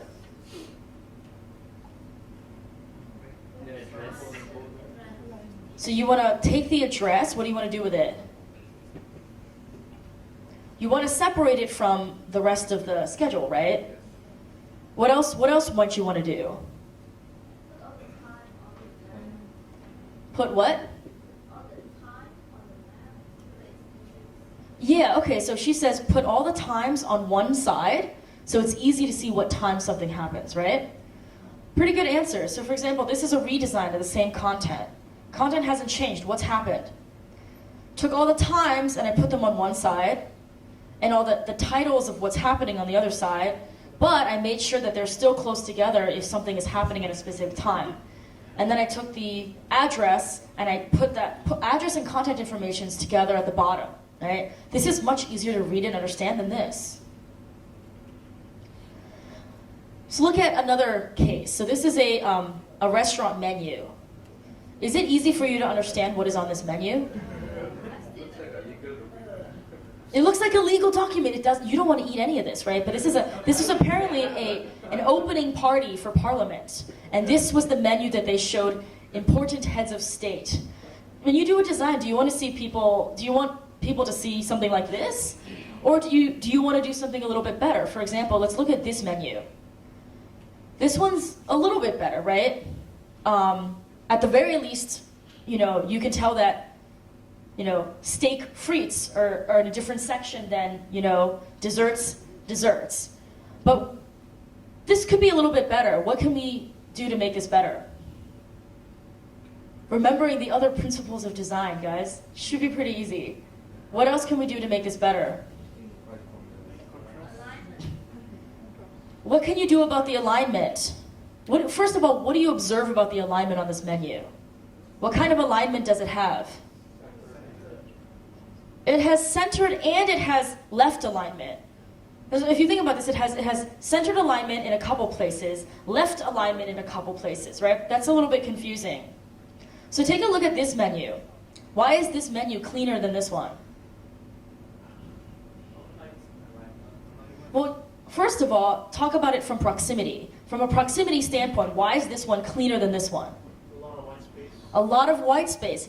There's no you cannot confuse, for example, steak frites, even though it has a box around it, is still very close to entrees. And they kind of cramp together. And here, there's just so much space. So you know that appetizers are definitely on the left, and salads and soups are definitely on the right. There's just no confusion because the proximity is very clear. What else is better about this one versus this one? The price is a different color. Right. Contrast, right? So the price is a different color, and what did we do with the concert times before? We took the times, we put it on one side because they're logically related. So all of the prices are aligned on one side because that's just logical, right? It's separated from the item so that you can clearly see versus here. So is this well designed? Is it well designed? From the principle of proximity, what is wrong with this design? Like, can you tell whether this text belongs with this photo or that photo? Do you know which one it belongs to? No, why? It's too close together, right? So if you noticed, they have to put black lines between articles to try to separate them visually. So on a newspaper, you're kind of desperate because you're printing on a piece of paper, you have limited space. So sometimes they have bad principles and bad design because of desperation, right? But generally speaking, if you have to draw a line around something in order to separate it from something else, you have already failed the principle of proximity. You shouldn't have to draw an outline around a logical grouping. For example, in this menu, the fact that they have to draw a line around steak frites is communicating to me that they're not giving enough proximity or distance between entrees and steak frites, which is a different thing. So if you find yourself drawing lines around things, do a better job. Think about how you can increase how you can leverage proximity to make the logical grouping more clear. Let's take a look at Mashable, which is a social news site. Do you guys like the design of this site? Do you like it better than this? Why? If you look at, it's easy to read, right? Why? Because the logical groupings are very obvious. So what's new is all in one bucket on the left. And when you look at an article, it's pretty obvious what text belongs to what photo, right?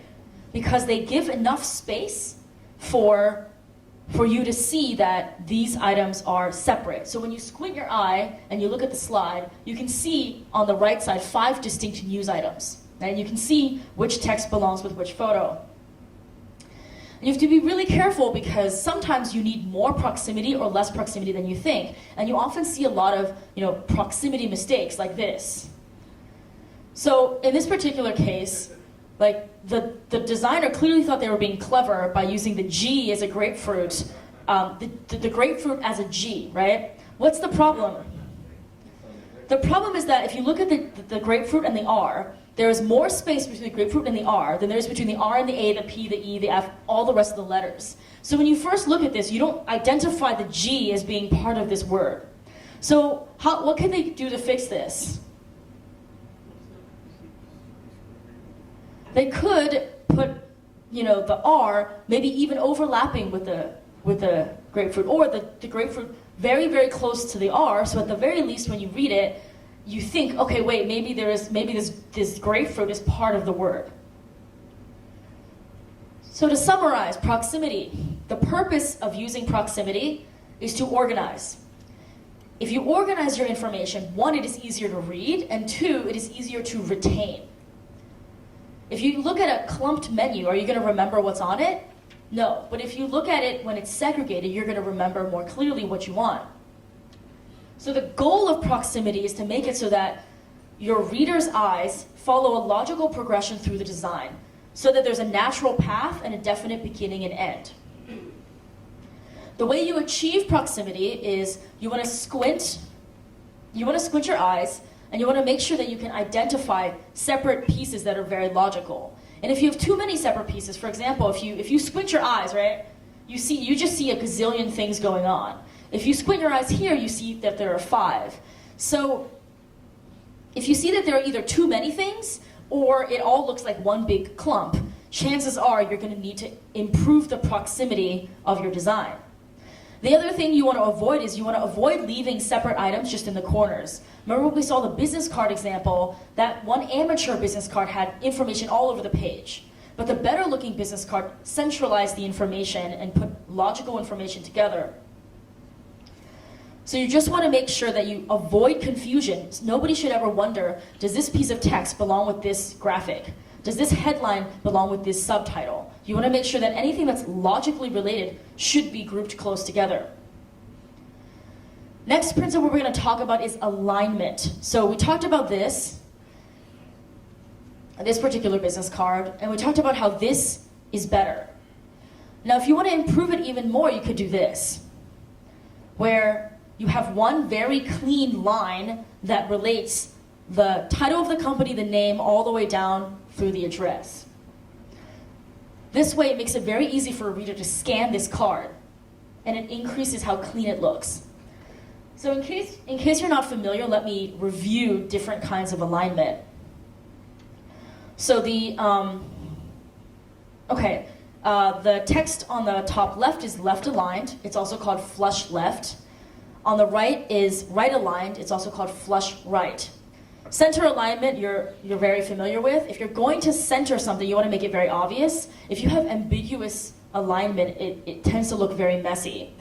And then on the bottom, you have justified. When you have justified, you have a straight line down both sides, and then the computer automatically puts spacing in the words so that you have a clean alignment on both sides, but you have to be careful when you use justified so that you don't have awkward gaps between words, so that the computer's trying to get you to align on both sides, but you don't have enough words to make it look nice. So what's something you could do to improve this business plan? Using the principles of alignment, what could you do? You could make it left flush, or flush left, right? If you're going to use center alignment, so sometimes you see center alignment being used. It's not necessarily a horrible thing to use center alignment, but if you do use center alignment, here are some principles. Generally speaking, when you see center alignment, it tends to be really boring. It tends to look a little amateur. So if you're going to insist on using it, you might want to spice up your text, right? Just make it a little bit more visually interesting.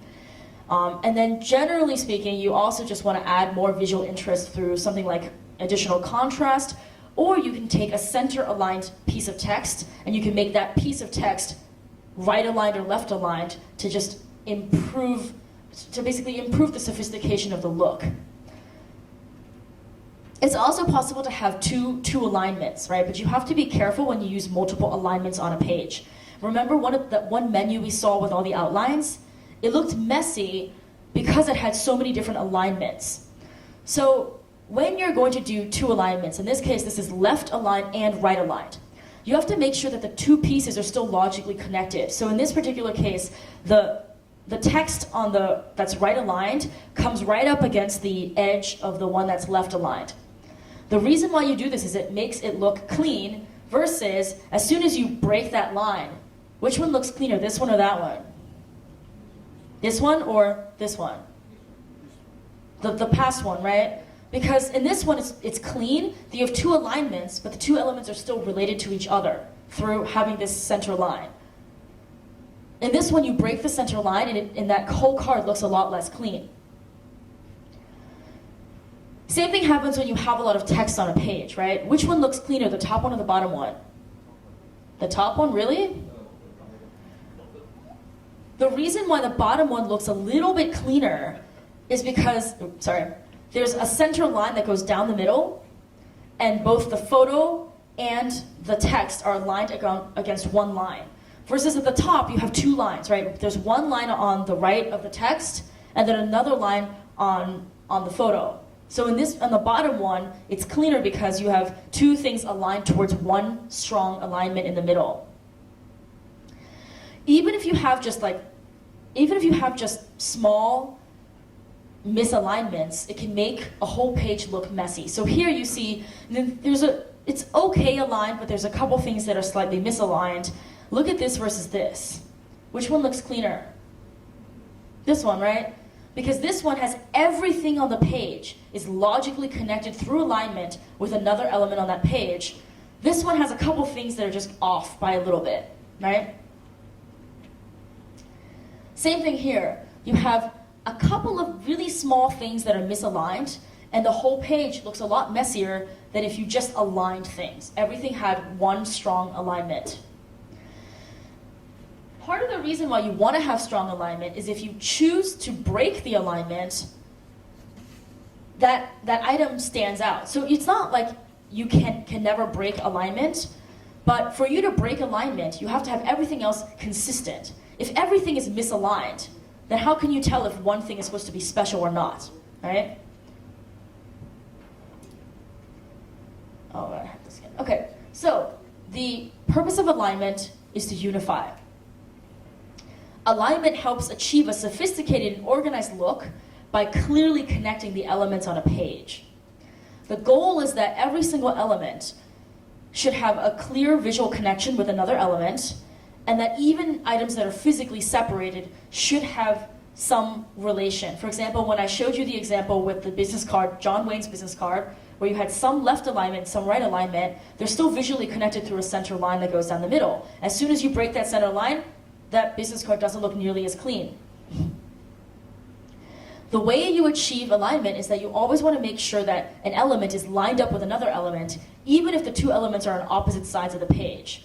So when we improve, for example, the business plan, even though the title's at the top and the author's at the bottom, the two things are still along the same left flush alignment. And what you want to avoid, generally speaking, especially as a beginner designer, you want to try to avoid using just more than one text alignment. You want to avoid using centered and left and right if you can. This is not to say that you couldn't, but it usually requires more care to get multi-alignment designs to look good. And you want to try to avoid using center alignment because, like one of you stated earlier, it doesn't look good. The reason why it doesn't look good is because the eye doesn't have a clean line to go down when it looks through your design. Repetition. Let me show you an example of repetition. It's pretty obvious. Repetition just means taking a theme or a style and repeating it somewhere else. So you remember our awesome startup, right? The last thing we improved was the alignment. What happens when I just make the bottom part bold? So if you just pay attention to how your eye is moving through the startup, or through the startup card, what happens is you look at awesome startup, and then you look down, and then your eyes go off the page. But when I repeat the boldness, your eyes tend to bounce between the top and the bottom.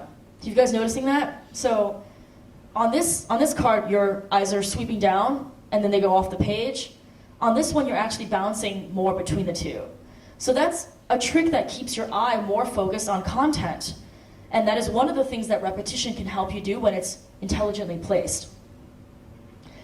Other uses of repetition are kind of obvious. For example, if you have a title and subtitles, you may want to repeat the same treatment on your titles and subtitles so that people understand this is another segment, this is another paragraph. These paragraphs are related to each other because they have the same visual style.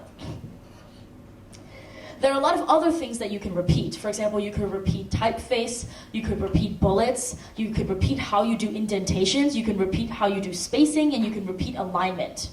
For example, in this particular fake resume, you see that the sub-bullet points are all a little bit indented from the headers. And so you know that this is all part of the same resume, and it's very easy to understand. When you think about repetition in visual design, it's not that different than repetition in other kinds of design. For example, sometimes you'll wear a red dress and you'll accent with red items, right? You'll have a red belt, red shoes, and that's very similar to the concept of repetition in visual design. Repetition definitely increases recognizability. These are covers of The Economist. Every time you look at a newsstand, you can very quickly identify which one The Economist is. Why? Because no matter what, even though the design of the cover has changed, they repeat their logo. It's always in the same place, always with the same styling for the most part. So it's very easy to identify these are covers of The Economist. These are 2 pages of a magazine article. How do you know that the left page is still part of the same article as the right page? You know because it uses the same colors, it uses, some of the same text, and that way you know, okay, wait, this article on the left page is still part of the article on the right page. This is another example. 2 pages of a magazine article. How do you know that one page is related to the other page, even if you don't speak this language? You know because it uses the same text, it uses the same colors, it has some of the same visual style. Look at this example. Can you tell whether this is all part of the same article or if it's 5 separate articles? I have no idea how many articles are on this page looking at it. Why? Because there's no consistency in the visual design. I can't tell and I also can't tell what's important information. What would I do if I wanted to take one of these quotes and make it important? I might use a different color, but it won't stand out because there's 5 other different colors on this page. So you can see a huge difference between this layout design, where you can't tell if these 2 pages are related to each other, and this layout design, where it's obvious that this and these 2 pages are still part of the same article. Instead, what you need to do is if you want to make something more important, you need to make sure that everything else is very consistent. So in this particular menu design, can you tell what the specials are? Right. How can you tell what the specials are? It's because everything else has a consistent look, and when they break the look, and when they repeat that look, you know, okay, this is the special appetizer, this is the special sandwich, and that's the special seafood platter. Much better than this design. So repetition, the purpose of repetition is to unify and add visual interest. Visually interesting designs are more likely to be read and retained.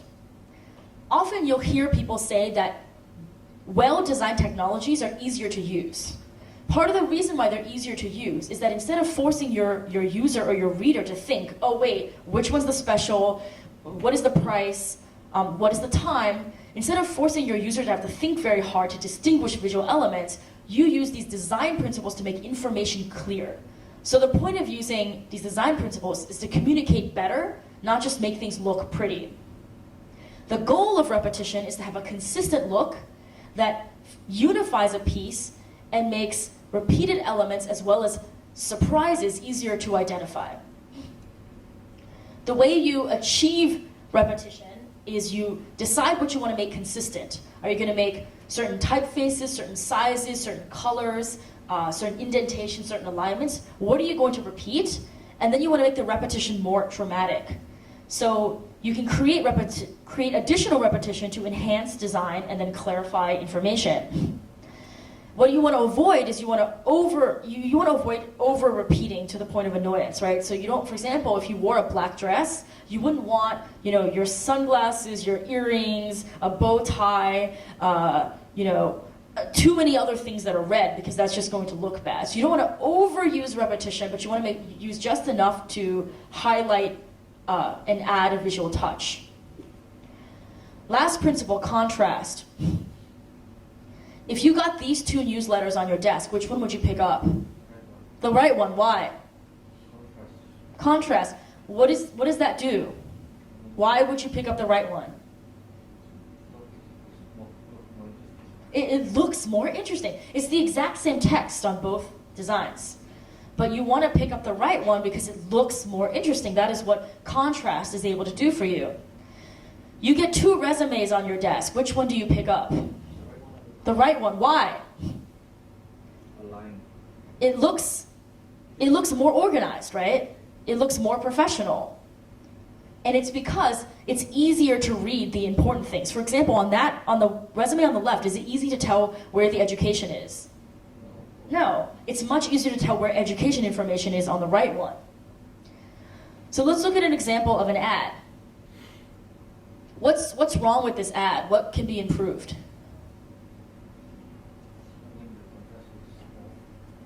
The contrast is what? Awful? It's difficult to tell, for example, with the things that he's willing to work on, like small jobs and kitchens, versus kind of his overall description, right? It's all kind of one big clump. Instead, what you could do is just separate information so it's much easier to see. So the phone number is easier to see, and you do this by increasing contrast. What has increased in terms of contrast between the text on this page and the text on this page? Right, the name of the company is much bigger. The phone number is much bigger, and things that are less important, like maybe the various types of jobs he does, have become relatively smaller. So contrast. The purpose of contrast is to add visual interest and also to improve organization. Interesting designs are more likely to be seen and they are more likely to be retained.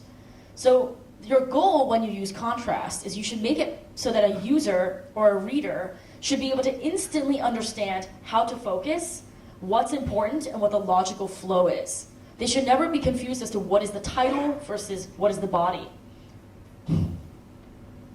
The way you increase contrast, there are many ways to increase contrast. You can contrast with typefaces, you can increase line thicknesses, you can use colors, shapes, sizes, and space. So there's many different ways to increase contrast, and we're going to talk about it more when we talk about color later on. What you want to avoid is you don't want to be a wimp. You don't want to contrast size 12 font with size 14 font because no one's going to see a contrast. If you're going to make a difference, make sure that the difference is more dramatic. So to review, 4 principles of visual design. You can remember them using the acronym CRAP, because if you remember CRAP, then hopefully you won't design crap. They are contrast, repetition, alignment, and proximity. So now that you know the 4 principles of visual design, why don't you help me redesign this book cover? What's the problem with this? What's the problem with this book cover? If I didn't speak English, I might think that it's 6 different titles, right? Why would I think that? What's the design principle this violates? Proximity. So the first thing I would do if I want to redesign this book cover is I want to improve the proximity. I want to put the title and subtitle closer together. I want to put the author and other information away, so it's very obvious when I look at this, even if I didn't speak English, I understand that these pieces of information are related, and that's a completely separate thing. Now, I can improve this even more, right? I can improve it by adding better alignment. This looks a lot cleaner than this, because instead of having, waves on the side, you have one clean line down the right side, right alignment. I can add more visual interest by increasing repetition. So I could improve it by repeating a typeface and by increasing the repetition of little icons, right? So remember in the business card, your eye would go up and down if you repeated an element at the bottom. The same thing happens here. Here you read and you go off the page. Here you read and you're more likely to bounce up and down. And then finally, to make it more visually interesting, I can increase contrast. Which book cover would you pick up? This one or this one? The other one, right, because this looks more professionally designed. It looks like it's more legitimate material, even though it has exactly the same content. So let's go through a couple more examples of applying the principles. What's wrong with this website? When you squint, how many blocks of items do you see? One. You see one big clump of item. Can you easily tell what the navigation and sub-navigation is? No. Why?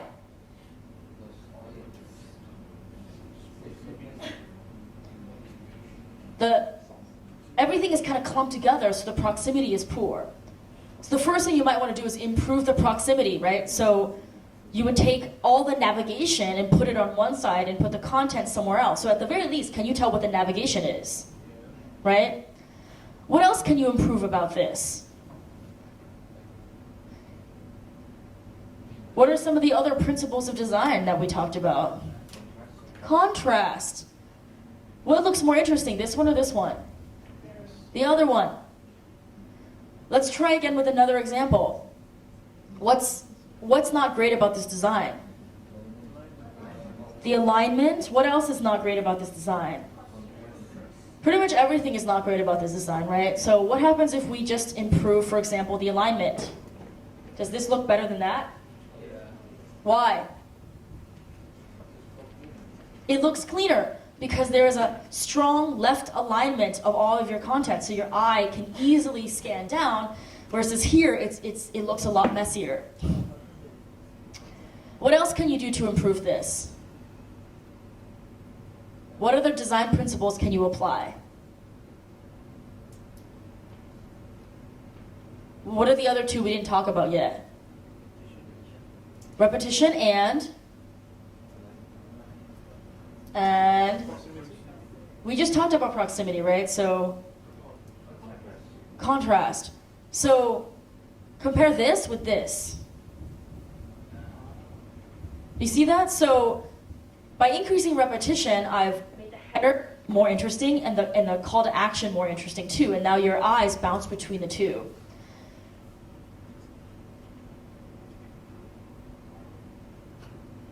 And by having the bigger header and the bigger call out, you really have more interesting contrast. This page looks more interesting than this one, which looks more interesting than this one, yes? Because you've applied the 4 principles of visual design. So, what are the 4 principles of visual design? And what does CRAP stand for? And what's the last one? Good, good. It's easy, isn't it? Design should be easy. It's not actually that easy, but now you can start to be better with your designs. So now that you know the principles of visual design, I'm going to move into typefaces. So the difference between doing visual design and graphic design and art is that all visual design is designed to communicate.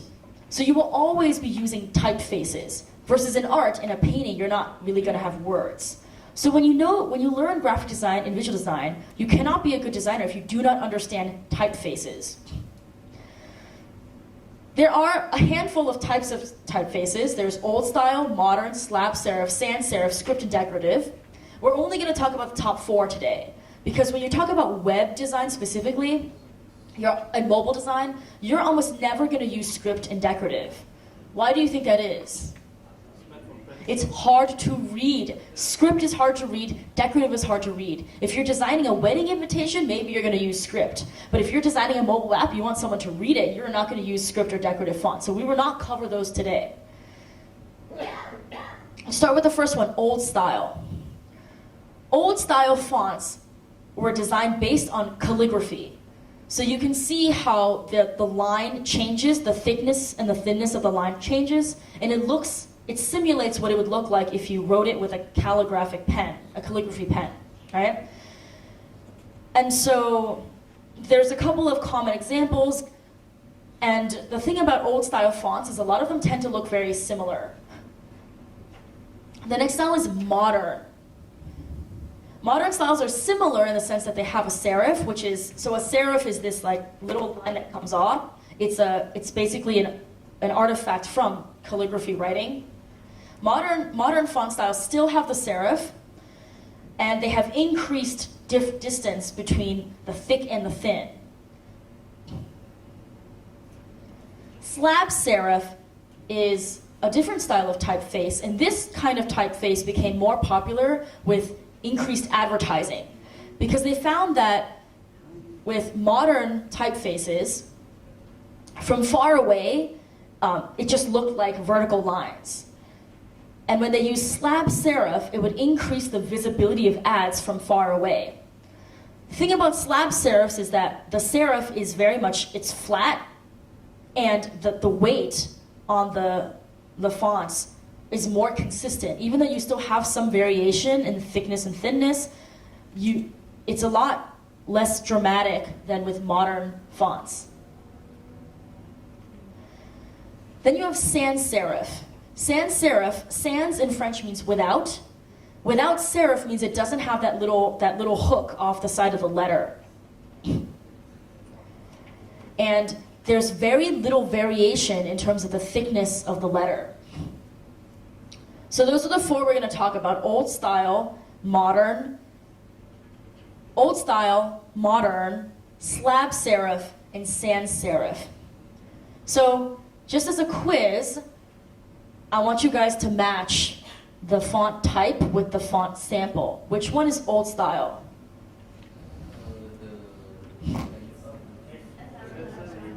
This one? Which one is modern? High Society. Which one is slab serif? Which one? Slab serif? What does a serif mean? It's a hook off of a letter, right? Does It's Your Attitude have serif?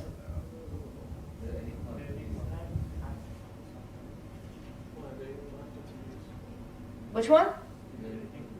The Enigma Continues, slab serif. It has the serif, the little lines off of the letter, but it is completely vertical, and there's less variation in the thickness than with modern. What about sans serif? It's Your Attitude, right, because that's the only one that doesn't have the hook off the side. Which one's script?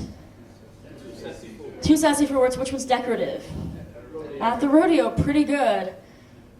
All right, so when you're thinking about fonts and you want to increase contrast with fonts, you can think about a couple different dimensions: size, weight, structure, form, direction, and color.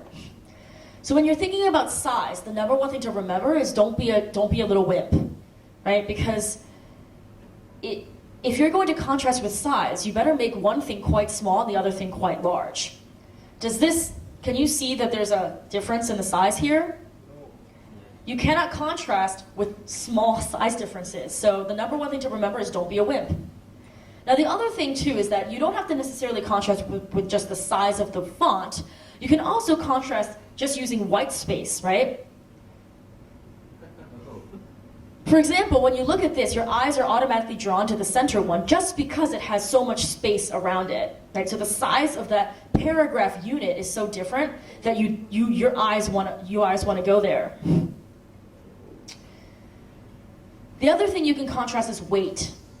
Weight refers to the heaviness of that font. So with Helvetica Neue, you can go from very heavy and bold to ultra light. Same with another font like Rockwell. So the thing you need to remember is that different fonts and different font types work better at different weights. So if you remember, what kind of font is this? It's what? Slab serif. slab serif fonts came to improve advertising. So if you want someone to see something from far away, slab serifs tend to perform better than for example, a sans serif like Helvetica. So when you look at this font is a slab serif, that font is a sans serif. Even if you make Helvetica bold, it doesn't look nearly as strong as Rockwell, because Helvetica is a sans serif and Rockwell is a slab serif. Does that make sense? Okay.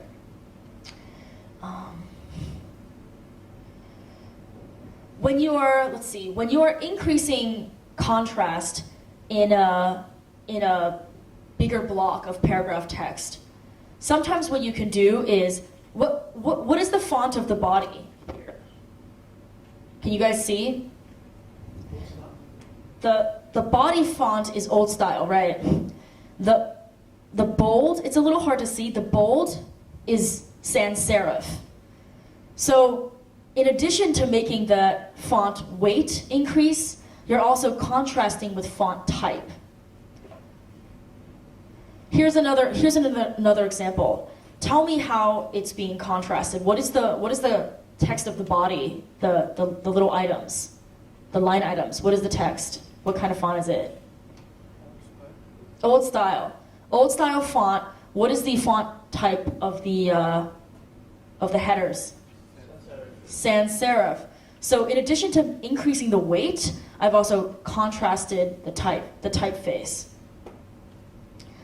So let's, this one, I want to talk about the structure and the form of different typefaces. So what is this typeface? Old style. What is this one? Modern, slab serif, and sans serif. So they all look a little bit different, right? For example, with modern you have very thick and thin dramatic differences in terms of how the letter is being formed. But with a sans serif you have a lot more uniformity in terms of the form and the structure of the letter, right? So you can see that it changes the visual look of these different typefaces depending on which one you use. The structure looks a little bit different.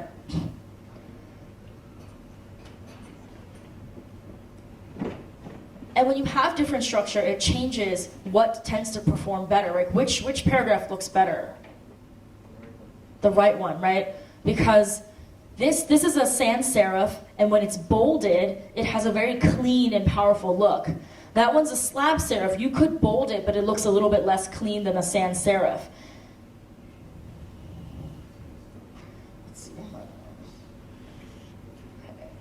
Yeah, so I want you to look at these 4 paragraphs and then, these two paragraphs and these 2 paragraphs. So in this case, what's the font that's the header? Slab serif. What's the font that's the header? Sans serif. What's the font that's the header? And what's the font that's the header?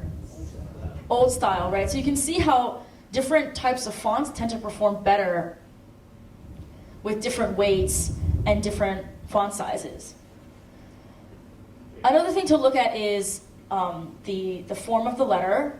So if you look at capitals versus lowercase, they look very different, right? And so when you capitalize something, it kind of creates a word that's an entire block. And when you use lowercase, it creates a slightly different structure in the word. Which one of these is easier to read? The left one. Why is it easier to read? Why is it that the all caps is really difficult to read?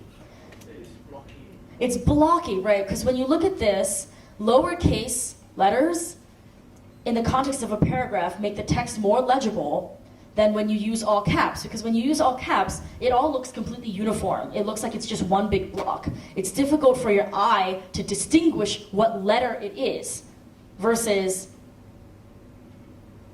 when you have lowercase and there's some difference in the form, and the difference allows your eye to very quickly scan and understand what letter is being presented.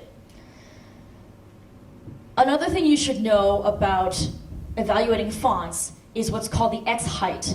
The X height is basically the height of the lowercase letters.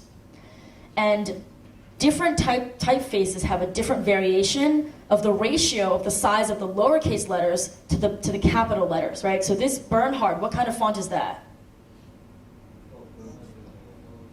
It's old style. Old style fonts tend to have a relatively small X height, meaning that the lowercase letters are relatively smaller than the higher case letters. How does this impact your readability? Which one of these fonts is most readable? Middle one. Why? It's related to the X height. What about the X height makes the middle one more readable?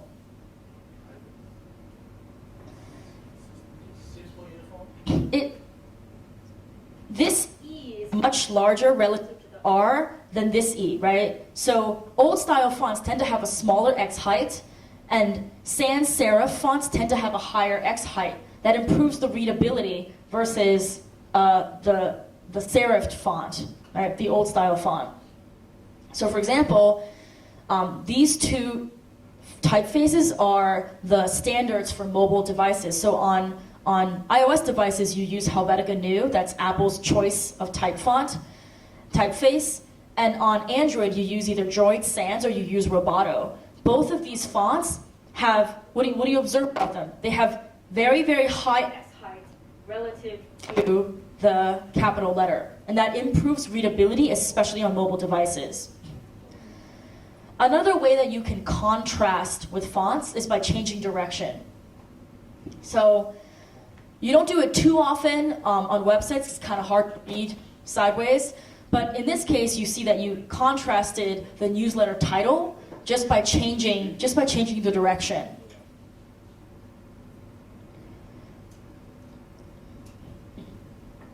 All right. And in this particular case, direction doesn't necessarily mean that you have to completely change the rotation. Sometimes it's just like the thrust of the text. In this case, you have text going in a couple different quote-unquote directions, and it looks very visually interesting, while at the same time being relatively easy to read. Another thing you can contrast with is color. So in this particular case, even though Scarlet is much smaller, it still stands out because of its red coloring. But when I say color, I don't necessarily mean you have to use, red or blue or some kind of bright color, because grayscale, even if you use just grayscale, you can still have color in the sense of visual interest. For example, this and this. In this particular design, you have increased quote-unquote color just by using grayscale changes in the font. So let's see what you remember. One thing I wanted to say is, going back here, contrasting with typefaces too. So,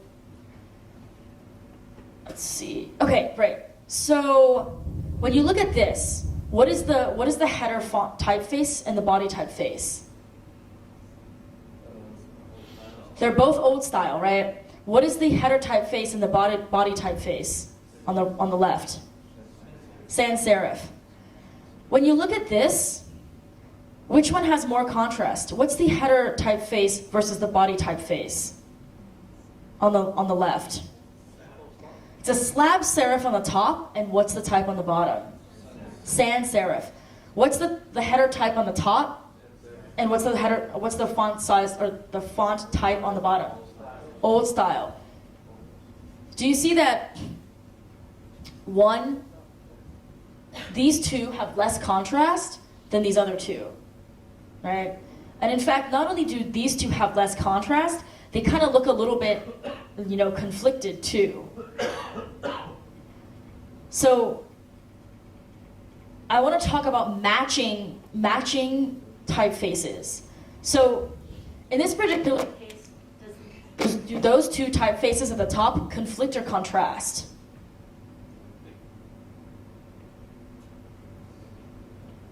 Do they add visual interest, or are they kind of competing with each other? They contrast, right? Because one is a script, and the other one is what's dog food? What's that typeface? slab serif. What about this one? Do these two typefaces conflict or contrast? Really?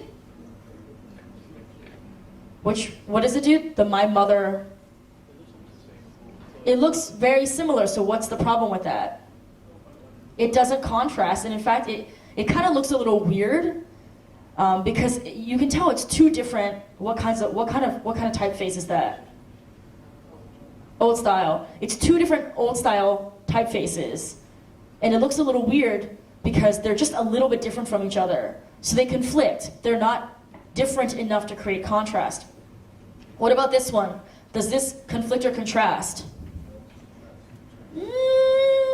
What's the font type? On the top, what's Funny Farm? Sans serif. What is health insurance? Sans serif. You have two sans serifs. Does that conflict or contrast?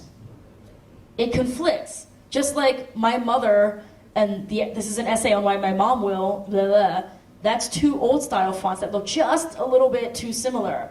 Same thing with Funny Farm health insurance. It conflicts because you have two sans serifs that are not sufficiently different. What about the bottom? Does it contrast or conflict? In this case, why does it contrast? What are the two typefaces down there?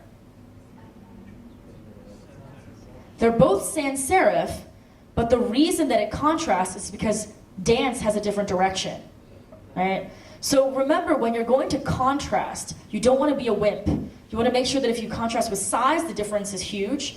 That if you're going to contrast by mixing typefaces, that you pick two very different ones, not just two old style or two sans serif. Or you want to make sure you contrast with weight, direction, structure, form, any of the other dimensions by which you can vary a typeface. So now that you know about typefaces and you know about your principles of design, here's a checklist for how you can change a design or how you can think about a redesign. First, you want to choose your focal point. For example, what do you want your readers to see first? How should their eyes move across your design? Second, organize your information. You need to figure out what elements are related to each other and how to group them logically on your page and how to align them so that it's very clear how they're related. Third is you want to create a very consistent look. So you want to make sure you decide what you're going to repeat. Are you going to repeat alignment? Are you going to repeat color? Are you going to repeat typeface? Are you going to repeat weight? What are you repeating? And then finally, add visual interest by increasing contrast. Make the the typefaces more different, make the size more different, make the colors more different, add visual interest by increasing contrast. So now you know about typefaces, you know about the principles of design. Just to review, what are the typefaces we talked about today? Sans serif, what else? Slab serif, what else? Modern and old style. What are the two we didn't cover? Decorative and why? Why did we not cover those? You probably don't want to use that when you design technology products. Now, if some of you are designing advertisements like print ads or billboards, maybe you might want to use one of those fonts, but generally speaking, those are not very good fonts for readability. Color theory. So color is a complex topic, right? People have a lot of mental associations with different colors. And this is a picture of different brands and the colors that they use in their branding and the emotional association that people have with that brand. So color can give people a lot of information. Color is also a very, very difficult subject. So I'm just going to give you a very brief introduction to color theory, and then I'll give you some advice around how to think about colors. So this is a color wheel. And on the color wheel, you have three primary colors. That's red, blue, and yellow. These are the primary colors. And you get the secondary colors by mixing the primary colors. So the secondary colors are orange, purple, and green. You get orange by mixing red and yellow. You get purple by mixing red and blue. And you get green by mixing yellow and blue. Your tertiary colors come by mixing your primary and your secondary colors. So when you think about color schemes, you're going to use these concepts, primary, secondary, tertiary, and you're going to think about where the colors are relative to the other colors on the color wheel. So for example, one of the simpler color schemes to have in a design is monochromatic. So in monochromatic, what you do is you just pick one color and you just vary how dark or how light that color is. For example, this is Square's website. Square's website is monochromatic. The only thing they use is blue and shades of blue. Another example is Guild City. The actual website, like the website navigation and everything about the website, is grayscale. A lot of times you see luxury sites use grayscale theme for their UI elements. Why do you think that is? What? It's classy, but there's another good reason for it. Why? So it does not compete with the photos. Very often, if you go to Neiman Marcus, if you go to Nordstrom, if you go to all of the luxury sites, they will usually have a grayscale theme because they do not want to compete with the colors of their products. For example, this is Uber's site. Uber, one, wants to project a luxury image, so they're using grayscale. And then two, because it's monochromatic, it makes it very easy for you to see that primary call to action, which is the button to sign up. So monochromatic is the simplest color scheme you could use. You can take a color and just use shades of that color like we saw in Square. Or if you're a luxury site or you want to project luxury, or you have a lot of photos on your website, you do not want to conflict with the photos, then it may make sense to have a grayscale theme where occasionally you use a different color to add pop or to make a user understand that something is very important, such as a sign up button. Another color scheme is complementary. When you do complementary, you're picking a color and going opposite of the color wheel and picking its opposite. The benefit of complementary colors is that both colors, when you put them next to each other, they both become brighter. So when you put red with green or yellow with blue, both colors pop. And so the nice thing about that is you can make designs that have a lot of pop, and you can make calls to action really, really stand out when you use complementary colors. So most people don't use purple and green, but what you'll often see is some combination of blue and yellow or blue and orange on corporate sites. So this is Akamai's site. Akamai is a very corporate look, and they use a more or less complementary color scheme. Same thing with Mint. What Mint does is it's white, and they only really use two colors, complementary color scheme. Generally speaking, I recommend that startups stick with a monochromatic or a complementary color scheme. There's no reason to be extremely complex with your color choices. All you really need is one more background color and then one primary call to action. And the way you make that primary call to action color pop out is by making your background color its complement. Again, you see this also in mobile design. This is Lyft's app. They only have two colors opposite the color wheel, which is a kind of sea green and then the pink. Opposite colors on the color wheel. And it makes it very easy for you to see when there's a highlighted piece of information. Here you see that they want you to focus on tipping the driver, and so that call to action is pink. It stands out a lot better than the less important call to action, which is just next. Another color scheme is analogous. This is where you pick colors next to each other on the color wheel. And so you might use various shades of green and blue. You can pick 2 to 3 colors next to the color wheel. If you pick more than 4 colors, that's too many colors. That ends up not looking so great. So let's look at an example. This is Silverback 2.0. They create usability testing software. You can see they have an analogous color scheme. They use blue, they use shades of green, and they have a little bit of yellow with the banana bullet points that they use. good example of an analogous color scheme.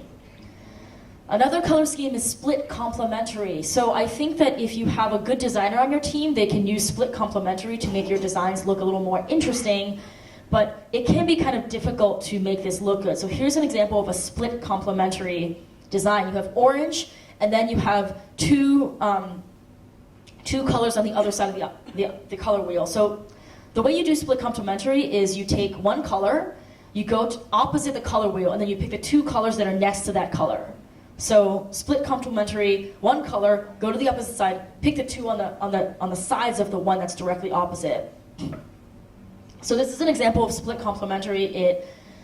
You have orange as one color, it's the primary pop color, and then you have a shade of blue and a shade of green as the complementary colors on the other side. So, you know, this design is kind of fun, so the color scheme works with them, but it's also, when you start to do this kind of color scheme, it can very easily look messy or not cohesive if you're not very good at picking colors. So my recommendation for startups is to really stick with this complementary color scheme where you pick one cooler color to use as a background or secondary call to action, and then one warm popping color on the opposite side of the color wheel to use for your primary calls to action. Other color schemes, triadic. Triadic is when you take three colors that are equidistant from each other on the color wheel, such as, you know, purple, green, and orange, or red, blue, and yellow.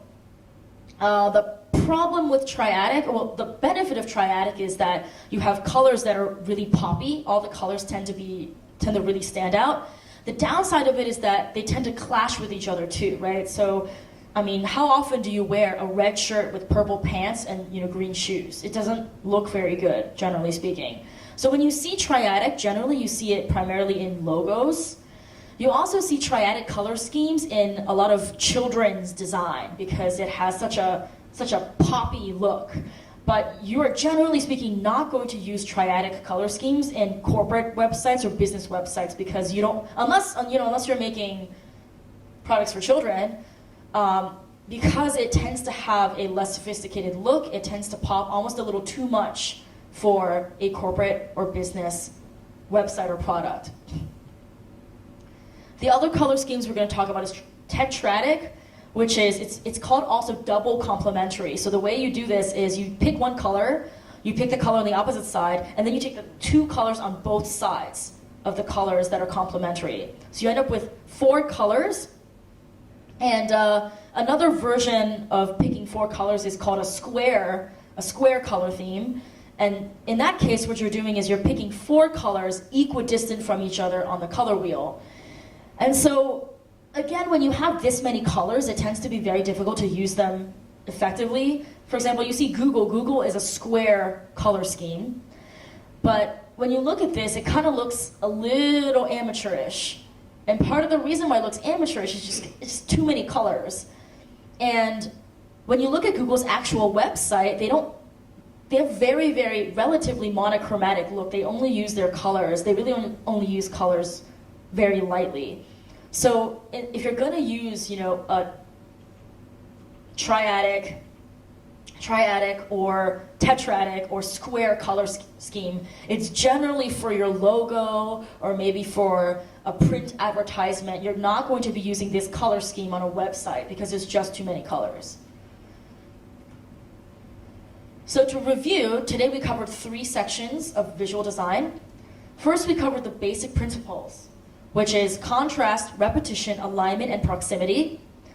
Then we covered typography. We covered the four styles of typography that you'll use in digital products. And we also covered how you vary them. You can change their style, their size, their weight, the form, the structure, and the direction. And then we also briefly talked about color theory. You know the difference between primary colors, secondary colors, and tertiary colors. And you also understand some color schemes, such as monochromatic, where you just use shades of one color, or complementary, where you use colors on the opposite side of the color wheel, and then some other color schemes that are a little bit more complex. So now that you know these 3 areas of visual design, let's Let's do some exercises. I'm going to show you some designs, and you're going to tell me what's wrong with these designs. So, this is the website of Suzanne Collins. She's famous for having written The Hunger Games. You would think that as a best-selling author that you could hire a designer to improve your website, but she is not. What is wrong with this website? Proximity. Okay, yeah, there's like almost too much space between the photos, and you don't, for example, that's a photo of the author. Shouldn't it be next to her biography? That would be useful, right? What else is wrong with this website? Alignment. There's the two images are not centered. I have no idea why. You have one line of alignment for that text, 2 lines of alignment here, 1 line of alignment for the navigation, and if you look at this, it keeps indenting down, and I'm not really sure why. There's no logical reason why. What else is wrong? What about the color scheme?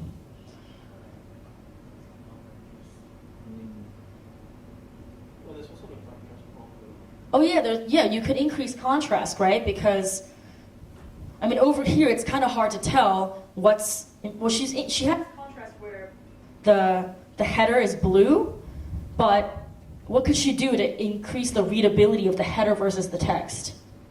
Size. Increase the size. She can increase the size. What else can she do? So what is the typeface of Mockingjay? Sans serif. What is the text of the body underneath it? It looks old style, right? So she does have some contrast in the typeface. But what could she change? What are some other design principles she could change? She could use just to improve this.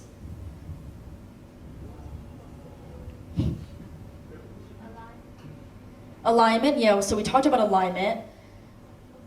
Proximity. So for example, these are all bunched together. It looks like one block, but it's actually 3 different reviews. So she could increase the proximity. What about color scheme? What kind of color scheme do you think she should use?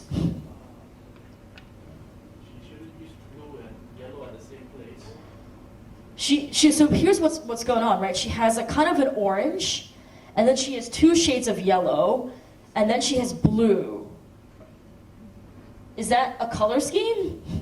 No, it's not a color scheme. What kind of color scheme would you recommend if you're a successful author of, I guess, what kind of color scheme do you think she should use?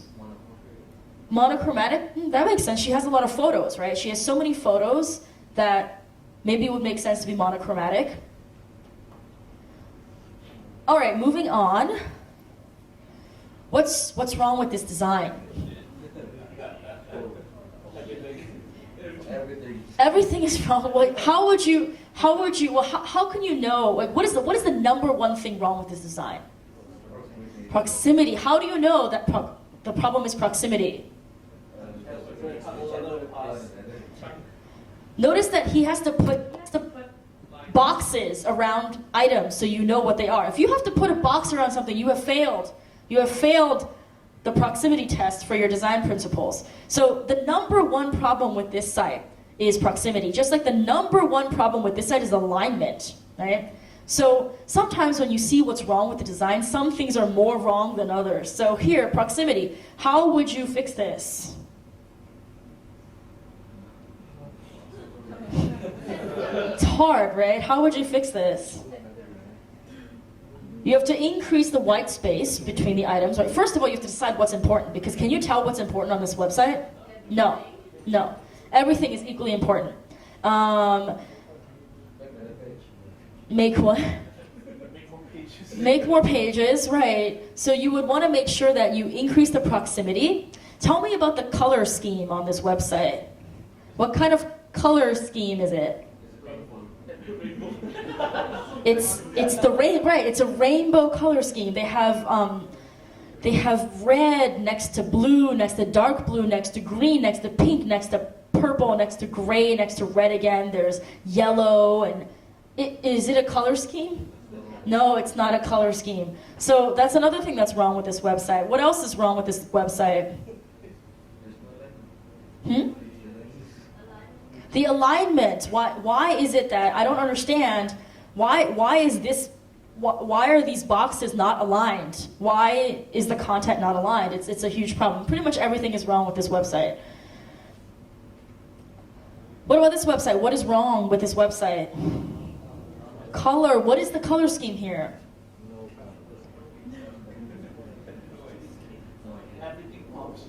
Everything pops. What is, it pops kind of like a tetradic color scheme, except that he has this extra blue color, right?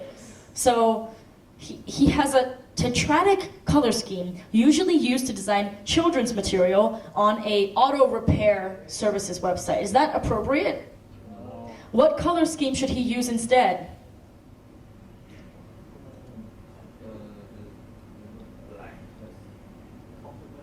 Complementary. He could use a complementary color scheme. He could use an analogous color scheme. Those are both much more professional looking than, you know, a tetradic or a triadic color scheme. What else is wrong with this website? Alignment. What is wrong with the alignment? The yellow is aligned. Okay, well, what else is wrong with the alignment? Do you know what the most important link is on this site? Do you know what he wants you to click on? What he wants you to read? But he also has the online store, right? Which one is more important? How can you tell? What else is wrong with this website? Contrast. How would he make it more clear? Which link was more important? He could increase the size, vary the color, in some whatever increases the contrast, like changing the typeface, changing the size, changing the direction of whatever his primary call to action is, would improve it.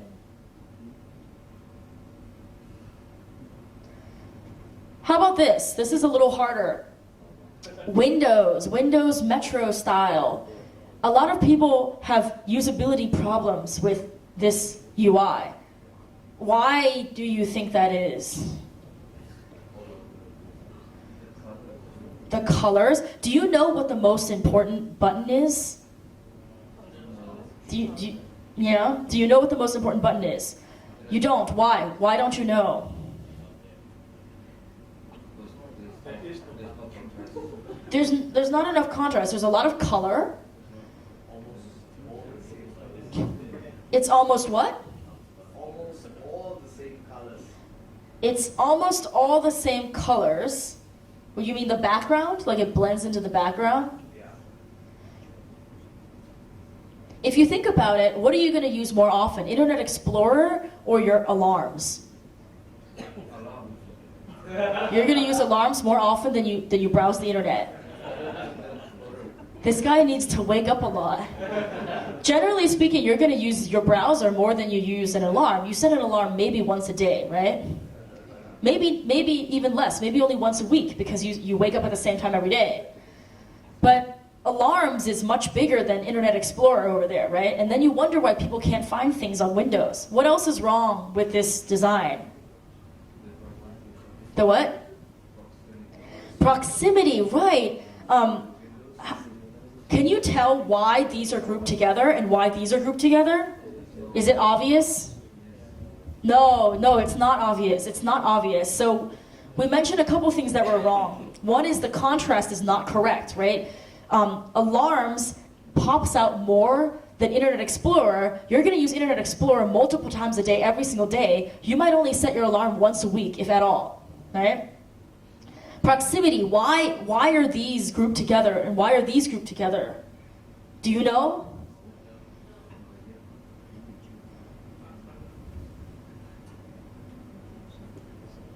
Anyway, so now that you have some basic education about visual design, you can be more articulate when you talk about why designs don't work. For example, by having incorrect contrast that doesn't match what a user needs, Microsoft makes Windows harder to use.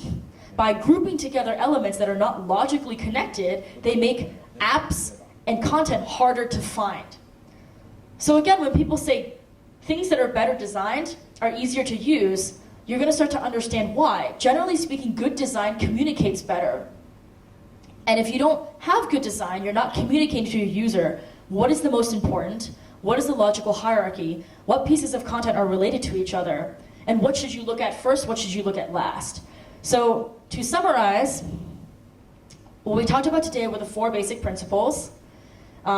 Just as a pop quiz, what are the 4 basic principles?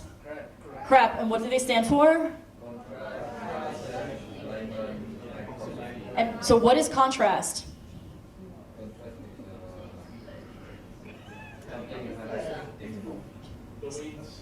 One person tell me what contrast is. It's what? It's the difference. It's about making, if 2 items are not the same, you should make them different. How can you make things different? You can use size, you can use font weight. How else can you make things different? Direction. How else do you make things different? Color. So contrast is when you take things that are not the same and you make them obviously different.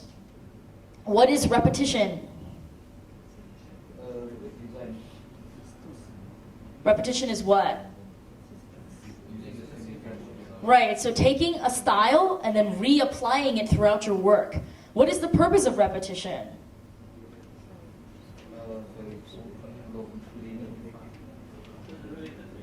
Right.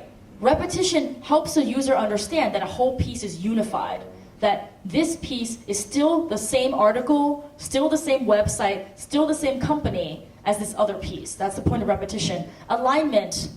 What is the definition of alignment?